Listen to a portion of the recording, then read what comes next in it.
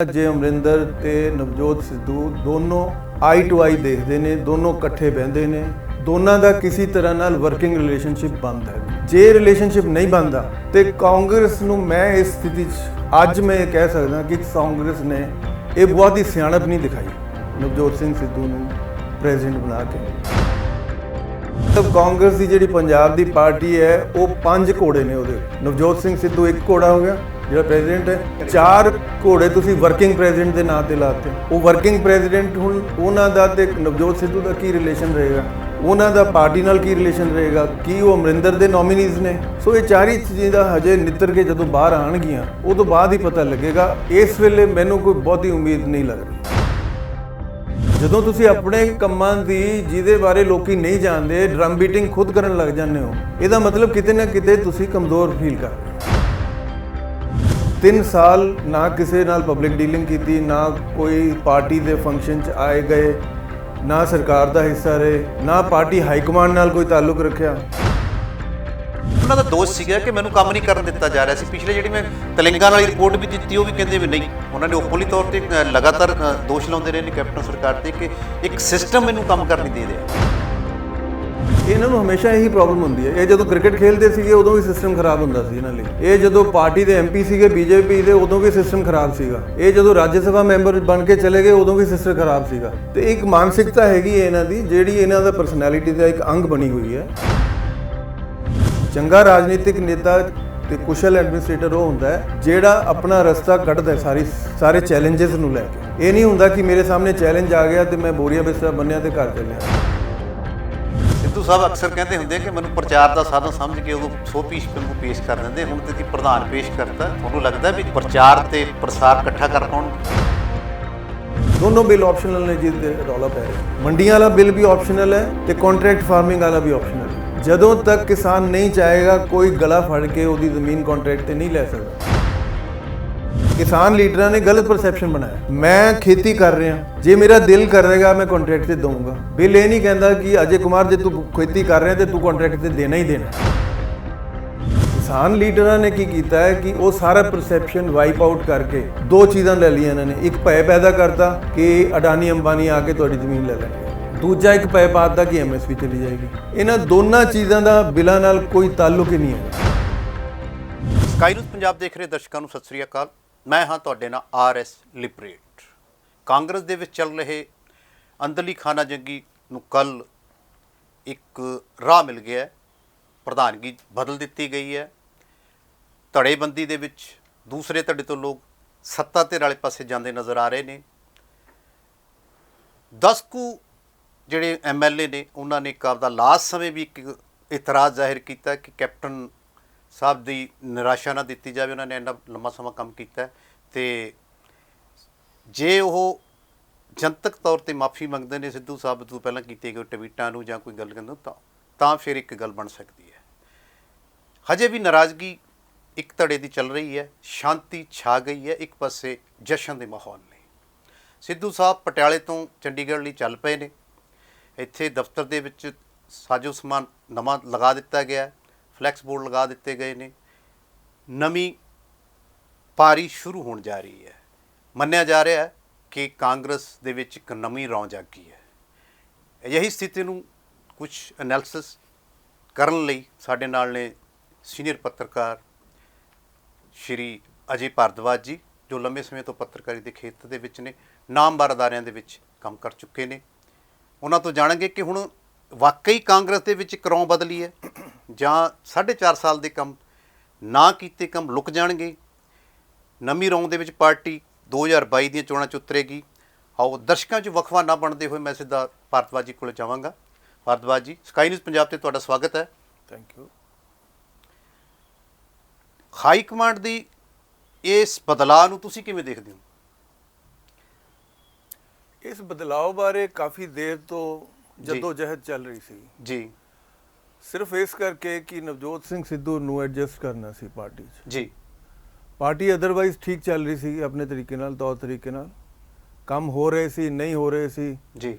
ਥੋੜੀ ਜਿਹੀ ਕ੍ਰਿਟਿਸਿਜ਼ਮ ਅਮਰਿੰਦਰ ਸਰਕਾਰ ਦਾ ਹੋਣ ਲੱਗ ਗਿਆ ਸੀ, ਜਿਹੜਾ ਸੁਭਾਵਿਕ ਹੁੰਦਾ ਜਦੋਂ ਇਲੈਕਸ਼ਨ ਨੇੜੇ ਆਉਂਦੇ ਨੇ ਜੀ। ਤੇ ਕਈ ਗਰੁੱਪ ਖੜੇ ਹੋ ਜਾਂਦੇ ਨੇ। ਜਿਸ ਤਰ੍ਹਾਂ ਹੁਣ ਡਾਕਟਰਸ ਨੇ ਸਟ੍ਰਾਈਕ ਕਰਤੀ, ਇਕਨੋਮੀ ਨੂੰ ਲੈ ਕੇ ਸਵਾਲ ਹੋ ਰਹੇ ਸੀ, ਅਨਐਮਪਲੋਇਮੈਂਟ ਨੂੰ ਲੈ ਕੇ ਸਵਾਲ ਹੋ ਰਹੇ ਜੀ। ਸੀ, ਡਰੱਗਸ ਦੀ ਵੀ ਚਰਚਾ ਦੁਬਾਰਾ ਸ਼ੁਰੂ ਹੋ ਗਈ ਸੀ। ਤਾਂ ਜੀ। ਇਹ ਸਾਰੀਆਂ ਚਰਚਾ ਚੱਲ ਰਹੀਆਂ ਸੀ, ਜਿਹਦੇ ਕਰਕੇ ਅਮਰਿੰਦਰ ਸਰਕਾਰ ਦੇ ਉੱਤੇ ਥੋੜਾ ਜਿਹਾ ਲੱਗਦਾ ਸੀ ਕਿ ਕਾਲੇ ਬੱਦਲ ਜੇ ਛਾ ਰਹੇ ਨੇ।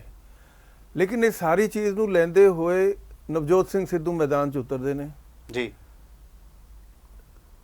2.5 ਸਾਲ ਮਤਲਬ 1.5 ਸਾਲ ਰਹੇ ਨੇ ਉਹ ਕੈਬਨਿਟ ਮਿਨਿਸਟਰ। ਜੀ। ਉਸ ਤੋਂ ਬਾਅਦ ਉਹ ਜਿੱਦਾਂ ਅੰਗਰੇਜ਼ੀ 'ਚ ਕਹਿੰਦੇ ਨੇ he has been in the Woods, ਉਹ ਅਗਿਆਤਵਾਸ 'ਚ ਸੀਗੇ ਜੀ।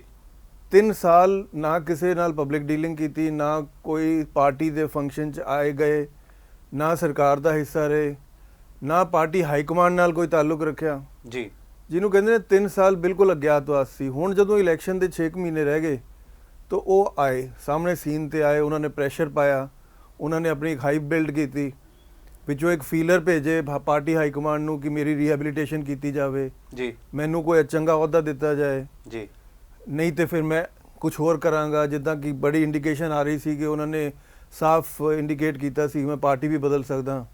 ਉਹਨਾਂ ਦੇ ਨਾਲ ਫਿਰ ਕੁਝ ਲੋਕ ਇਕੱਠੇ ਵੀ ਹੋਣੇ ਸ਼ੁਰੂ ਹੋ ਗਏ, ਜਿੱਦਾਂ ਪ੍ਰਗਟ ਸਿੰਘ ਵਰਗੇ ਨੇ, ਜਿਹੜੇ ਆਲਰੇਡੀ ਕੈਪਟਨ ਸਰਕਾਰ ਤੋਂ ਥੋੜਾ ਵਿਮੁਖ ਹੋ ਚੁੱਕੇ ਸੀਗੇ। ਜੀ। ਤੋ ਅਮਰਿੰਦਰ ਦੇ ਜਿੰਨੇ ਥੋੜੇ ਬਹੁਤ ਐਂਟੀ ਐਲੀਮੈਂਟ ਸੀਗੇ, ਉਹਨਾਂ ਦਾ ਉਹ ਇੱਕ ਧੁਰਾ ਬਣਦੇ ਗਏ ਹੌਲੀ ਹੌਲੀ। ਜੀ। ਕੁਝ ਲੋਕ ਬਰਗਾੜੀ ਤੋਂ ਪਰੇਸ਼ਾਨ ਸੀਗੇ, ਜਿੱਦਾਂ ਰੰਧਾਵਾ ਹੋ ਗਿਆ, ਤ੍ਰਿਪਤ ਬਾਜਵਾ ਹੋ ਗਿਆ। ਇਹ ਲੋਕ ਬਰਗਾੜੀ ਦੇ ਸਾਰੇ ਤੋਂ ਲੈ ਕੇ ਅਮਰਿੰਦਰ ਤੋਂ ਨਾਖੁਸ਼ ਸੀਗੇ। ਇਹ ਵੀ ਫਿਰ ਹੌਲੀ ਹੌਲੀ ਮਤਲਬ ਪੂਰੀ ਤਰ੍ਹਾਂ ਤੇ ਨਹੀਂ ਨਵਜੋਤ ਸਿੱਧੂ ਨਾਲ ਜੁੜੇ, ਲੇਕਿਨ ਨਵਜੋਤ ਸਿੱਧੂ ਇੱਕ ਤਰ੍ਹਾਂ ਦਾ ਧਿੜੇ ਦਾ, ਜਿਹਨੂੰ ਕਹਿੰਦੇ ਨੇ, ਇੱਕ ਫੋਕਸ ਜਿਹਾ ਬਣ ਗਿਆ, ਪ੍ਰੈਸ਼ਰ ਬਣ ਗਿਆ ਉਹਦਾ ਆਪਣਾ, ਇੱਕ ਪ੍ਰੋਫਾਈਲ ਹੈਗਾ ਉਹਦਾ ਆਪਣਾ। ਜੀ। ਵਿੱਚ ਚਰਚਾ ਚੱਲ ਵੀ ਉਹਨੇ ਕੇਜਰੀਵਾਲ ਨਾਲ ਵੀ ਰਾਬਤਾ ਰੱਖਿਆ ਹੋਇਆ। ਤੋ ਇਹ ਸਾਰੀ ਐਕਸਰਸਾਈਜ਼ ਜਿਹੜੀ ਸੀ, ਜੋ ਮੈਨੂੰ ਲੱਗਦਾ ਬ੍ਰੌਡਲੀ ਐਜ਼ ਅ ਪੱਤਰਕਾਰ, ਇਹ ਸਿਰਫ ਅਮਰਿੰਦਰ ਨੇ ਆਪਣਾ ਨਵਜੋਤ ਸਿੱਧੂ ਨੂੰ ਸੈਟਲ ਕਰਨ ਲਈ ਸੀਗੀ। ਇਹਦਾ ਮਤਲਬ ਇਹ ਨਹੀਂ ਕਿ ਜਾਖੜ ਜਿਹੜੇ ਆਲਰੇਡੀ ਪੀਸੀਸੀ ਪ੍ਰੈਜ਼ੀਡੈਂਟ ਸੀ, ਕੋਈ ਉਹ ਬਹੁਤ ਫੇਲਿਅਰ ਹੋ ਚੁੱਕੇ ਸੀਗੇ। ਉਹਨਾਂ ਦਾ ਇੱਕ ਆਪਣਾ ਪ੍ਰੋਫਾਈਲ ਹੈ, ਆਪਣੇ ਤਰੀਕੇ ਨਾਲ ਪਾਰਟੀ ਨੂੰ ਦੇਖ ਰਹੇ ਸੀਗੇ। ਉਹਨਾਂ ਦੇ ਖਿਲਾਫ ਕੋਈ ਪਾਰਟੀ ਦੇ ਅੰਦਰ ਕੋਈ ਬਹੁਤੀ ਬਗਾਵਤ ਵੀ ਨਹੀਂ ਹੋਈ ਵੀ ਉਹਨਾਂ ਦਾ ਕੰਮ ਠੀਕ ਨਹੀਂ ਹੋਇਆ। ਆਫਟਰ ਆਲ 3.5 ਸਾਲ 4 ਸਾਲ ਤੋਂ ਆਪਣਾ ਹੈਗੇ ਨੇ ਉਹ ਪ੍ਰੈਜ਼ੀਡੈਂਟ। ਸੋ ਹੁਣ ਜਦੋਂ ਆਪਣੇ ਪ੍ਰਧਾਨ ਬਣ ਗਏ ਨੇ ਨਵਜੋਤ ਸਿੱਧੂ, ਇੱਧਰ ਕੈਪਟਨ ਅਮਰਿੰਦਰ ਨੇ, ਦੋਨਾਂ ਦਾ ਆਪਸ 'ਚ ਕੋਈ ਤਾਲਮੇਲ ਨਹੀਂ ਹੈ। ਜੀ। ਉਹਨਾਂ ਨੇ ਤੇ ਇੱਥੇ ਤੱਕ ਰੱਖਿਆ ਕਿ ਪਿਛਲੇ 6-8 ਮਹੀਨਿਆਂ ਤੋਂ ਆਪਸ 'ਚ ਉਹਨਾਂ ਦੀ ਹੈਲੋ ਹਾਈ ਵੀ ਨਹੀਂ ਹੈ। ਹੁਣ ਵਰਕਿੰਗ ਰਿਲੇਸ਼ਨ ਇਹਨਾਂ ਦੋਨਾਂ ਦਾ ਕਿਸ ਤਰ੍ਹਾਂ ਬਣੇਗਾ, ਇਹ ਇੱਕ ਬੜੀ ਇੰਪੋਰਟੈਂਟ ਗੱਲ ਹੈ। ਇਹਦੇ 'ਚ ਪਾਰਟੀ ਹਾਈ ਕਮਾਂਡ ਕੋਈ ਰੋਲ ਅਦਾ ਕਰੇਗੀ ਕਿ ਨਹੀਂ ਕਰੇਗੀ। ਜੀ। ਕਿ ਨਵਜੋਤ ਸਿੰਘ ਸਿੱਧੂ ਇੱਕ ਪੈਰ ਪਿੱਛੇ ਜਾ ਕੇ ਕੈਪਟਨ ਅਮਰਿੰਦਰ ਦੇ ਕੋਲ ਜਾਏਗਾ with all humility. After all ਪਹਿਲਾਂ ਇਹਨਾਂ ਦਾ ਰਿਸ਼ਤਾ ਜਿਹੜਾ ਸੀਗਾ ਉਹ ਹੀ ਸੀਗਾ ਕਿ ਉਹ ਕਹਿੰਦਾ ਸੀ ਮੈਂ ਪਿਓ ਹਾਂ ਤੇ ਬੇਟਾ ਹੈ, ਤੇ ਉਦਾਂ ਦਾ ਸੀਗਾ ਸਾਰਾ ਕੁਝ। ਹੁਣ ਇਹ ਜਿਹੜਾ ਨਵਾਂ ਐਕਸਪੈਰੀਮੈਂਟ ਹਾਈ ਕਮਾਂਡ ਨੇ ਕੀਤਾ, ਮੈਨੂੰ ਲੱਗਦਾ ਇਹ ਤਾਂ ਹੀ ਥੋੜਾ ਬਹੁਤ ਸਕਸੈਸਫੁਲ ਹੋਏਗਾ। ਥੋੜਾ ਬਹੁਤ, ਮੈਨੂੰ ਕੋ ਬਹੁਤ ਇਹ ਤੋਂ ਆਸ਼ਾ ਨਹੀਂ ਨਜ਼ਰ ਆ ਰਹੀ ਜੀ ਕਿ ਇੱਕ ਬੜਾ ਰੈਵੋਲੂਸ਼ਨਰੀ ਚੇਂਜ ਆ ਗਿਆ ਕਾਂਗਰਸ ਦੇ ਅੰਦਰ। ਤੇ ਥੋੜਾ ਬਹੁਤ ਸਕਸੈਸਫੁਲ ਤਾਂ ਹੀ ਹੋਏਗਾ ਜੇ ਅਮਰਿੰਦਰ ਤੇ ਨਵਜੋਤ ਸਿੱਧੂ ਦੋਨੋਂ ਆਈ ਟੂ ਆਈ ਦੇਖਦੇ ਨੇ, ਦੋਨੋਂ ਇਕੱਠੇ ਬਹਿੰਦੇ ਨੇ, ਦੋਨਾਂ ਦਾ ਕਿਸੇ ਤਰ੍ਹਾਂ ਨਾਲ ਵਰਕਿੰਗ ਰਿਲੇਸ਼ਨਸ਼ਿਪ ਬਣਦਾ ਹੈ। ਜੇ ਰਿਲੇਸ਼ਨਸ਼ਿਪ ਨਹੀਂ ਬਣਦਾ ਤੇ ਕਾਂਗਰਸ ਨੂੰ, ਮੈਂ ਇਸ ਸਥਿਤੀ 'ਚ ਅੱਜ ਮੈਂ ਇਹ ਕਹਿ ਸਕਦਾ ਕਿ ਕਾਂਗਰਸ ਨੇ ਇਹ ਬਹੁਤ ਹੀ ਸਿਆਣਪ ਨਹੀਂ ਦਿਖਾਈ ਨਵਜੋਤ ਸਿੰਘ ਸਿੱਧੂ ਨੂੰ ਪ੍ਰੈਜ਼ੀਡੈਂਟ ਬਣਾ ਕੇ। ਉਹਦੇ 2 ਕਾਰਨ ਨੇ ਜੀ। ਕਿਉਂਕਿ ਜਿੱਦਾਂ ਪੱਤਰਕਾਰਾਂ ਦੀ ਭਾਸ਼ਾ 'ਚ ਵੀ ਹੁੰਦਾ ਹੈ, ਆਮ ਆਦਮੀ ਦੀ ਭਾਸ਼ਾ 'ਚ ਵੀ ਹੁੰਦਾ ਹੈ ਕਿ ਪੰਜਾਬ ਦੀ ਜਦੋਂ ਆਪਾਂ ਗੱਲ ਕਰਦੇ ਹਾਂ, ਹੈ ਤਾਂ ਬੜੀ ਅਨਫੋਰਚੂਨੇਟ ਗੱਲ, ਪਰ ਆਪਾਂ ਇਹਨੂੰ ਕਦੇ ਜੱਟਾਂ ਦੇ ਰੂਪ 'ਚ ਦੇਖਦੇ ਹਾਂ, ਕਦੇ ਹਿੰਦੂਆਂ ਦੇ ਵਰਗ ਵੱਲ ਦੇਖਦੇ ਹਾਂ, ਕਦੇ ਜਿਹੜਾ ਸਾਡਾ ਦੂਜਾ ਭਾਈਚਾਰਾ ਹੈਗਾ ਦਲਿਤਾਂ ਦਾ, ਉਹਨਾਂ ਵੱਲ ਵੀ ਦੇਖਦੇ ਹਾਂ। ਸੋ ਇਹ ਡਿਵਾਈਡਡ ਜਦੋਂ ਵਿਊ ਨਾਲ ਆਪਾਂ ਸਾਰੇ ਪੰਜਾਬ ਨੂੰ ਦੇਖਦੇ ਹਾਂ ਤੇ ਉਹਨਾਂ ਸਾਰੇ ਵਰਗਾਂ ਦੀ ਨੁਮਾਇੰਦਗੀ ਦੀ ਵੀ ਆਸ਼ਾ ਰੱਖੀ ਜਾਂਦੀ ਹੈ। 4 ਕਾਰਜਕਾਰੀ ਲਗਾਏ ਵੀ ਉਹਨਾਂ ਨੇ ਨਾਲ ਜੀ। ਉਹ ਕਾਰਜਕਾਰੀ ਬਹੁਤ ਵਧੀਆ ਨੇ, ਪਰ ਮੈਂ ਪਹਿਲੀ ਵਾਰੀ ਉਹਨਾਂ 4 ਦੇ ਨਾਂ ਸੁਣੇ ਨੇ। ਹਾਲਾਂਕਿ ਪੱਤਰਕਾਰਿਤਾ ਕਰਦੇ ਮੈਨੂੰ ਵੀ 25-30 ਸਾਲ ਹੋ ਗਏ ਨੇ, ਤੇ ਉਮੀਦ ਕਰਦਾ ਕਿ ਜਿੱਥੋਂ ਬਿਲੋਂਗ ਕਰਦੇ ਨੇ ਉੱਥੇ ਦੇ ਲੋਕੀ ਵੀ ਜਾਣਦੇ ਹੋਣਗੇ ਕਿ ਇਹ ਕਾਂਗਰਸ ਦੇ ਲੀਡਰ ਨੇ, ਕਿਉਂਕਿ 4 ਦੇ ਨਾਂ ਜਿਹੜੇ ਨੇ ਉਹ ਪਰਹੈਪਸ ਮੈਂ ਹੋ ਸਕਦਾ ਗਲਤ ਹੋਵਾਂ, ਮੈਂ ਇਹ ਵੀ ਹੋ ਸਕਦਾ ਕਿ ਤੁਸੀਂ ਕਹਿ ਸਕਦੇ ਹੋ ਕਿ ਆਈ ਐਮ ਇਨੋਸੈਂਟ, ਇਗਨੋਰੈਂਟ ਔਰ ਵਟਐਵਰ, ਲੇਕਿਨ ਉਹ 4 ਦੇ 4 ਜਿਹੜੇ ਨੇ ਉਹ ਕਿਹੜੇ ਪੱਖ ਦੇ ਚੱਲਣਗੇ, ਕਿਹੜੀ ਦਿਸ਼ਾ 'ਚ ਜਾਣਗੇ, ਹੁਣ ਮਤਲਬ ਕਾਂਗਰਸ ਦੀ ਜਿਹੜੀ ਪੰਜਾਬ ਦੀ ਪਾਰਟੀ ਹੈ ਉਹ 5 ਘੋੜੇ ਨੇ ਉਹਦੇ। ਨਵਜੋਤ ਸਿੰਘ ਸਿੱਧੂ ਇੱਕ ਘੋੜਾ ਹੋ ਗਿਆ ਜਿਹੜਾ ਜੀ। ਪ੍ਰੈਜ਼ੀਡੈਂਟ ਹੈ, ਲੀਡ ਕਰੇਗਾ। 4 ਘੋੜੇ ਤੁਸੀਂ ਵਰਕਿੰਗ ਪ੍ਰੈਜ਼ੀਡੈਂਟ ਦੇ ਨਾਂ ਤੇ ਲਾਤੇ ਜੀ। ਉਹ ਵਰਕਿੰਗ ਪ੍ਰੈਜ਼ੀਡੈਂਟ ਹੁਣ ਉਹਨਾਂ ਦਾ ਤੇ ਨਵਜੋਤ ਸਿੱਧੂ ਦਾ ਕੀ ਰਿਲੇਸ਼ਨ ਰਹੇਗਾ, ਉਹਨਾਂ ਦਾ ਪਾਰਟੀ ਨਾਲ ਕੀ ਰਿਲੇਸ਼ਨ ਰਹੇਗਾ, ਕੀ ਉਹ ਅਮਰਿੰਦਰ ਦੇ ਨੋਮੀਨੀਜ਼ ਨੇ? ਜੀ। ਸੋ ਇਹ ਚਾਰੀ ਚੀਜ਼ਾਂ ਹਜੇ ਨਿੱਤਰ ਕੇ ਜਦੋਂ ਬਾਹਰ ਆਉਣਗੀਆਂ ਉਹ ਤੋਂ ਬਾਅਦ ਹੀ ਪਤਾ ਲੱਗੇਗਾ। ਇਸ ਵੇਲੇ ਮੈਨੂੰ ਕੋਈ ਬਹੁਤੀ ਉਮੀਦ ਨਹੀਂ ਲੱਗ ਰਹੀ। ਕੈਪਟਨ ਸਾਹਿਬ ਤੇ ਸਿੱਧੂ ਸਾਹਿਬ ਦਾ ਟਕਰਾਅ ਤਾਂ ਜਗ ਜ਼ਾਹਿਰ ਹੀ ਹੈ। ਕੈਪਟਨ ਸਾਹਿਬ ਨੇ ਤਾਂ ਇੱਕ ਇਹ ਜਾਰੀ ਵੀ ਕੀਤਾ ਵੀ ਜੇ ਉਹ ਜਿਹੜੀਆਂ ਉਹਨਾਂ ਨੇ ਗੱਲਾਂ ਕੀਤੀਆਂ ਨੇ ਉਹ ਜਨਤਕ ਤੌਰ ਤੇ ਮਾਫੀ ਮੰਗਣ, ਮੈਂ ਫਿਰ ਉਹਨਾਂ ਨਾਲ ਮਿਲਾਂਗੇ। ਇਹ ਟਕਰਾਅ ਵਧਣ ਦੀ ਸੰਭਾਵਨਾ ਲੱਗਦੀ ਹੈ ਤੁਹਾਨੂੰ? ਇਹ ਟਕਰਾਅ ਬੜਾ ਪੁਰਾਣਾ ਚੱਲ ਰਿਹਾ, ਜਦੋਂ ਸਰਕਾਰ 'ਚ ਵੀ ਸੀਗੇ ਉਦੋਂ ਵੀ ਇਹ ਟਕਰਾਅ ਸੀਗਾ ਜੀ। ਕੈਪਟਨ ਅਮਰਿੰਦਰ ਦੇ ਕਹਿਣ ਦੇ ਮਤਲਬ ਰੋਕਣ ਦੇ ਬਾਵਜੂਦ ਨਵਜੋਤ ਸਿੰਘ ਸਿੱਧੂ ਪੰਜਾਬ ਗਏ, ਉੱਥੇ ਪਾਕਿਸਤਾਨ ਗਏ ਸੀਗੇ ਜੀ। ਉੱਥੇ ਜਾ ਕੇ ਉਹਨਾਂ ਨੇ ਜੱਫੀਆਂ ਪਾਈਆਂ ਜਿਹਦੇ ਬਾਰੇ ਅਮਰਿੰਦਰ ਨੇ ਇੱਥੇ ਕ੍ਰਿਟਿਸਾਈਜ਼ ਕੀਤਾ, ਜਿਹਦੇ ਬਾਰੇ ਆਮ ਆਦਮੀ ਨੇ ਵੀ ਬੜਾ ਨੋਟਿਸ ਲਿਆ।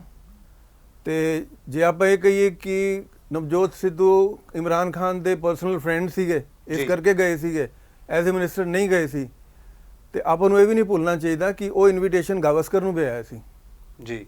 ਉਹ ਵੀ ਐਜ਼ ਏ ਫਰੈਂਡ ਆਇਆ ਸੀ, ਲੇਕਿਨ ਗਾਵਸਕਰ ਨੇ ਇੱਕ ਰਾਸ਼ਟਰੀ ਫੀਲਿੰਗ ਨੂੰ ਨਾਲ ਧਿਆਨ ਰੱਖਦੇ ਹੋਏ ਉਹਨੇ ਕਿਹਾ ਵੀ ਮੈਂ ਇਸ ਵੇਲੇ ਇਮਰਾਨ ਨੂੰ ਐਜ਼ ਏ ਫਰੈਂਡ ਮਿਲ ਸਕਦਾ ਪਰ ਇਮਰਾਨ ਨੂੰ ਐਜ਼ ਏ ਪ੍ਰਾਈਮ ਮਿਨਿਸਟਰ ਨਹੀਂ ਮਿਲਾਂਗਾ। ਲੇਕਿਨ ਨਵਜੋਤ ਸਿੱਧੂ ਨੇ ਸਾਰੀ ਚੀਜ਼ ਨੂੰ ਮਤਲਬ ਡਿਫਾਈ ਕਰਦੇ ਹੋਏ ਆਪਣਾ ਪੈਰ ਅੱਗੇ ਰੱਖਿਆ। ਇਹ ਡਿਫਰੈਂਸਿਸ ਅਮਰਿੰਦਰ ਦੇ ਤੇ ਨਵਜੋਤ ਦੇ ਉਦੋਂ ਤੋਂ ਮਤਲਬ ਪਖਣੇ ਸ਼ੁਰੂ ਹੋ ਗਏ ਸੀਗੇ।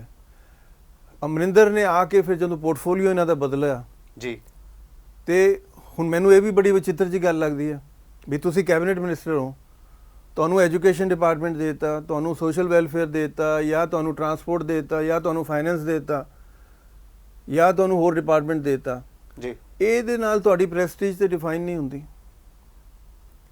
ਸੀਐਮ ਦਾ ਪ੍ਰੈਰੋਗੇਟਿਵ ਹੈ ਕਿ ਆਪਣੇ ਕੈਬਨਿਟ ਦੇ ਪੋਰਟਫੋਲੀਓਜ਼ ਦਾ ਡਿਸੀਜਨ ਫਾਈਨਲੀ ਉਹੀ ਰਹਿੰਦਾ ਹੈ, ਕਿਹੜੇ ਡਿਪਾਰਟਮੈਂਟ ਉਹਨੇ ਆਪਣੇ ਕੋਲ ਰੱਖਣੇ ਨੇ ਜੀ, ਕਿਹੜੇ ਉਹਨਾਂ ਨੂੰ ਦੇਣੇ ਨੇ। ਲੇਕਿਨ ਐਪਰੈਂਟਲੀ ਜਦੋਂ ਇਹਦਾ ਪੋਰਟਫੋਲੀਓ ਚੇਂਜ ਕੀਤਾ ਗਿਆ ਤੇ ਨਵਜੋਤ ਜੀ ਨੇ ਡਿਸਾਈਡ ਕੀਤਾ ਕਿ ਮੈਂ ਆਪਣਾ ਬੋਰੀਆ ਬਿਸਤਰਾ ਬੰਦ ਹਾਂ ਤੇ ਮੈਂ ਸਰਕਾਰ ਛੱਡ ਕੇ ਹੀ ਚਲਾ ਜਾਣਾ। ਨਹੀਂ, ਉਹਨਾਂ ਦਾ ਦੋਸ਼ ਸੀਗਾ ਕਿ ਮੈਨੂੰ ਕੰਮ ਨਹੀਂ ਕਰਨ ਦਿੱਤਾ ਜਾ ਰਿਹਾ ਸੀ। ਪਿਛਲੇ ਜਿਹੜੀ ਮੈਂ ਤੇਲੰਗਾਨਾ ਵਾਲੀ ਰਿਪੋਰਟ ਵੀ ਦਿੱਤੀ ਉਹ ਵੀ ਕਹਿੰਦੇ ਵੀ ਨਹੀਂ, ਉਹਨਾਂ ਨੇ ਓਪਨਲੀ ਤੌਰ ਤੇ ਲਗਾਤਾਰ ਦੋਸ਼ ਲਾਉਂਦੇ ਰਹੇ ਨੇ ਕੈਪਟਨ ਸਰਕਾਰ ਤੇ ਕਿ ਇੱਕ ਸਿਸਟਮ ਮੈਨੂੰ ਕੰਮ ਕਰ ਨਹੀਂ ਦੇ ਰਿਹਾ। ਕਿਹਨੂੰ? ਇਹਨੂੰ ਨਵਜੋਤ ਸਿੱਧੂ ਨੂੰ। ਇਹਨਾਂ ਨੂੰ ਹਮੇਸ਼ਾ ਇਹੀ ਪ੍ਰੋਬਲਮ ਹੁੰਦੀ ਹੈ। ਇਹ ਜਦੋਂ ਕ੍ਰਿਕਟ ਖੇਡਦੇ ਸੀਗੇ ਉਦੋਂ ਵੀ ਸਿਸਟਮ ਖਰਾਬ ਹੁੰਦਾ ਸੀ ਇਹਨਾਂ ਲਈ ਜੀ। ਇਹ ਜਦੋਂ ਪਾਰਟੀ ਦੇ ਐਮਪੀ ਸੀਗੇ ਬੀਜੇਪੀ ਦੇ ਉਦੋਂ ਵੀ ਸਿਸਟਮ ਖਰਾਬ ਸੀਗਾ ਜੀ। ਇਹ ਜਦੋਂ ਰਾਜ ਸਭਾ ਮੈਂਬਰ ਬਣ ਕੇ ਚਲੇ ਗਏ ਉਦੋਂ ਵੀ ਸਿਸਟਮ ਖਰਾਬ ਸੀਗਾ ਜੀ। ਤੇ ਇੱਕ ਮਾਨਸਿਕਤਾ ਹੈਗੀ ਹੈ ਇਹਨਾਂ ਦੀ ਜਿਹੜੀ ਇਹਨਾਂ ਦਾ ਪਰਸਨੈਲਿਟੀ ਦਾ ਇੱਕ ਅੰਗ ਬਣੀ ਹੋਈ ਹੈ। ਇਹ ਕਿੱਥੇ ਤੱਕ ਇਹਨਾਂ ਨੂੰ ਸਕਸੈਸਫੁਲ ਬਣਾ ਰਹੀ ਹੈ, ਕਿੱਥੇ ਤੱਕ ਇਹਨਾਂ ਨੂੰ ਇੰਪਰੂਵ ਕਰ ਰਹੀ ਹੈ, ਕਿੱਥੇ ਤੱਕ ਇਹਨਾਂ 'ਚ ਇੱਕ ਵਿਲੱਖਣਤਾ ਲਿਆ ਰਹੀ ਹੈ, ਇਹਦਾ ਐਨਾਲਿਸਿਸ ਕਰਨਾ ਹਜੇ ਮੁਸ਼ਕਿਲ ਹੈ। ਨਹੀਂ, ਇਹਨਾਂ ਨੂੰ ਜਿਹੜੀ ਲੋਕਾਂ ਦੀ ਹਰਮਨ ਪਿਆਰਤਾ ਮਿਲਦੀ ਹੈ ਜਾਂ ਸਿਆਸਤ ਦੇ ਵਿੱਚ ਕਾਂਗਰਸ ਪਾਰਟੀ ਦੀ ਗੱਲ ਕਰੀਏ ਜਿੱਥੇ ਇਹਨਾਂ ਨੂੰ ਜਗ੍ਹਾ ਦੇਣ ਲਈ ਖਾਸ ਵੱਡੀਆਂ ਧਿਰਾਂ ਨੂੰ ਪਾਸੇ ਰੱਖ ਕੇ ਕੰਮ ਕੀਤਾ ਗਿਆ, ਇਹਨਾਂ ਦੀ ਸੈਲੀਬ੍ਰਿਟੀ ਨੂੰ ਕੈਸ਼ ਕਰਨਾ ਚਾਹੁੰਦੇ ਕਿ ਇਹਨਾਂ ਦੀ ਸਿਆਸਤ ਦੇ ਵਿੱਚ ਜਿਹੜੀ ਕੰਟਰੋਵਰਸੀ ਪੈਦਾ ਕੀਤੀ ਉਹਨੂੰ ਕੈਸ਼ ਕਰਨਾ ਚਾਹੁੰਦੇ? ਦੇਖੋ, ਨਵਜੋਤ ਸਿੱਧੂ ਦਾ ਇੱਕ ਪਬਲਿਕ ਪ੍ਰੋਫਾਈਲ ਹੈ ਜੀ। ਉਹ ਪ੍ਰੋਫਾਈਲ ਇਹਨਾਂ ਦਾ ਪਿਛਲੇ 5-7 ਸਾਲਾਂ ਤੋਂ ਜਦੋਂ ਤੋਂ ਰਾਜਨੀਤੀ 'ਚ ਨੇ ਉਦੋਂ ਤੋਂ ਚੱਲਿਆ ਆ ਰਿਹਾ। ਜਦੋਂ ਤੋਂ ਮਤਲਬ ਪਹਿਲੀ ਵਾਰ ਅਟਲ ਬਿਹਾਰੀ ਵਾਜਪੇਈ ਨੇ ਇਹਨਾਂ ਨੂੰ MP ਬਣਾਇਆ ਅੰਮ੍ਰਿਤਸਰੋਂ ਜੀ, ਉਦੋਂ ਇਹਨਾਂ ਦਾ ਪ੍ਰੋਫਾਈਲ ਬਣਨਾ ਸ਼ੁਰੂ ਹੋ ਗਿਆ ਸੀ। ਉਹ ਪ੍ਰੋਫਾਈਲ ਦੇ ਚਲਦੇ ਇਹਨਾਂ ਨੇ ਆਪਣੇ ਕੁਝ ਗੁਣ ਨੇ ਜਿਹੜੇ ਮਤਲਬ ਇਹ ਆਪਾਂ ਡਿਨਾਈ ਨਹੀਂ ਕਰ ਸਕਦੇ ਕਿ ਇਹਨਾਂ 'ਚ એનર્ਜੀ ਹੈ, ਇਹਨਾਂ ਦੀ ਓਨੈਸਟੀ, ਇਹਨਾਂ ਦੀ ਕਮਿਟਮੈਂਟ ਪੰਜਾਬ ਦੇ ਪ੍ਰਤੀ, ਤੇ ਜਿਸ ਪੈਸ਼ਨ ਨਾਲ ਇਸ਼ੂਜ਼ ਨੂੰ ਚੱਕਦੇ ਨੇ ਜੀ, ਉਹ ਸਾਰੇ ਇਹਨਾਂ ਦੇ ਗੁਣ ਨੇ।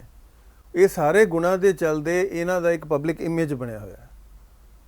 ਉਹ ਪਬਲਿਕ ਇਮੇਜ ਕਰਕੇ ਇਹਨਾਂ ਦਾ ਪ੍ਰੋਫਾਈਲ ਜਿਹੜਾ ਹੈਗਾ ਉਹ ਨੈਚੁਰਲੀ ਮਤਲਬ ਲੋਕੀ ਉਹਨੂੰ ਤਾਰੀਫ ਕਰਦੇ ਨੇ, ਲੋਕਾਂ ਨੂੰ ਉਸ ਤੋਂ ਉਮੀਦ ਹੁੰਦੀ ਹੈ।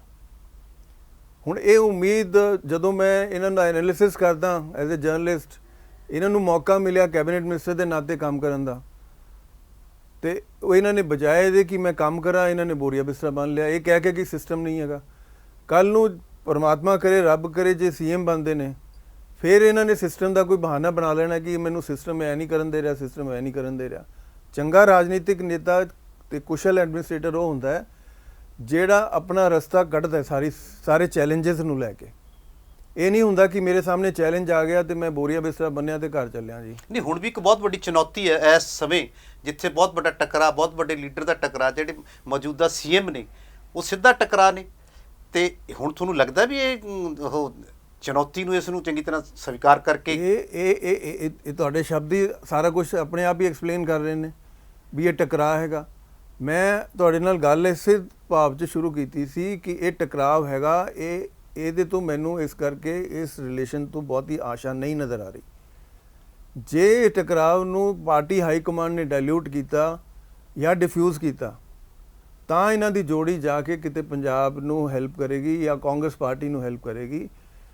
ਜੇ ਇਹ ਚੀਜ਼ ਨਾ ਹੋਈ ਅਗਲੇ 5 ਮਹੀਨਿਆਂ 'ਚ ਜਾਂ 3 ਮਹੀਨਿਆਂ 'ਚ ਜਾਂ 2 ਮਹੀਨਿਆਂ 'ਚ, ਕਿਉਂਕਿ ਟਾਈਮ ਕੋਈ ਜ਼ਿਆਦਾ ਨਹੀਂ ਹੈਗਾ, ਤੇ ਮੈਨੂੰ ਲੱਗਦਾ ਹੈ ਕਾਂਗਰਸ ਦੇ ਜਿਹੜੇ ਚੰਗੇ ਭਲੇ ਪ੍ਰੋਸਪੈਕਟ ਸੀਗੇ ਸ਼ਾਇਦ ਵਾਪਸ ਪਾਵਰ 'ਚ ਆਉਣ ਦੇ, ਉਹ ਡਿਮ ਹੋ ਗਏ ਨੇ ਕਾਫੀ। ਹਾਂ, ਤੁਹਾਡੀ ਗੱਲ ਇਹ ਵੀ ਵਾਜਿਬ ਹੈ ਵੀ ਡਿਮ ਹੋ ਗਏ ਨੇ, ਪਰ ਇੱਕ ਸਭ ਤੋਂ ਵੱਡੀ ਚੁਣੌਤੀ ਹੈ, ਤੁਸੀਂ ਇਹਨੂੰ ਕਿਵੇਂ ਦੇਖਦੇ ਹੋ ਕਿ ਹੁਣ ਪਹਿਲਾਂ ਉਹ ਮਿਨਿਸਟਰ ਹੁੰਦੇ ਹੋਏ ਵੀ ਕਹਿੰਦੇ ਮੈਨੂੰ ਕੰਮ ਨਹੀਂ ਕਰਨ ਦਿੱਤਾ, ਹੁਣ ਉਹਨੇ ਜਿਹੜੇ ਵੀ ਤਰੀਕੇ ਨਾਲ ਪ੍ਰਧਾਨਗੀ ਉਹਨਾਂ ਨੂੰ ਹਾਸਲ ਕੀਤੀ ਹੈ ਜਾਂ ਮਿਲੀ ਹੈ, ਕੀ ਉਹ ਹੁਣ ਕਰ ਪਾਉਣਗੇ ਤੁਹਾਡੇ ਹਿਸਾਬ ਨਾਲ?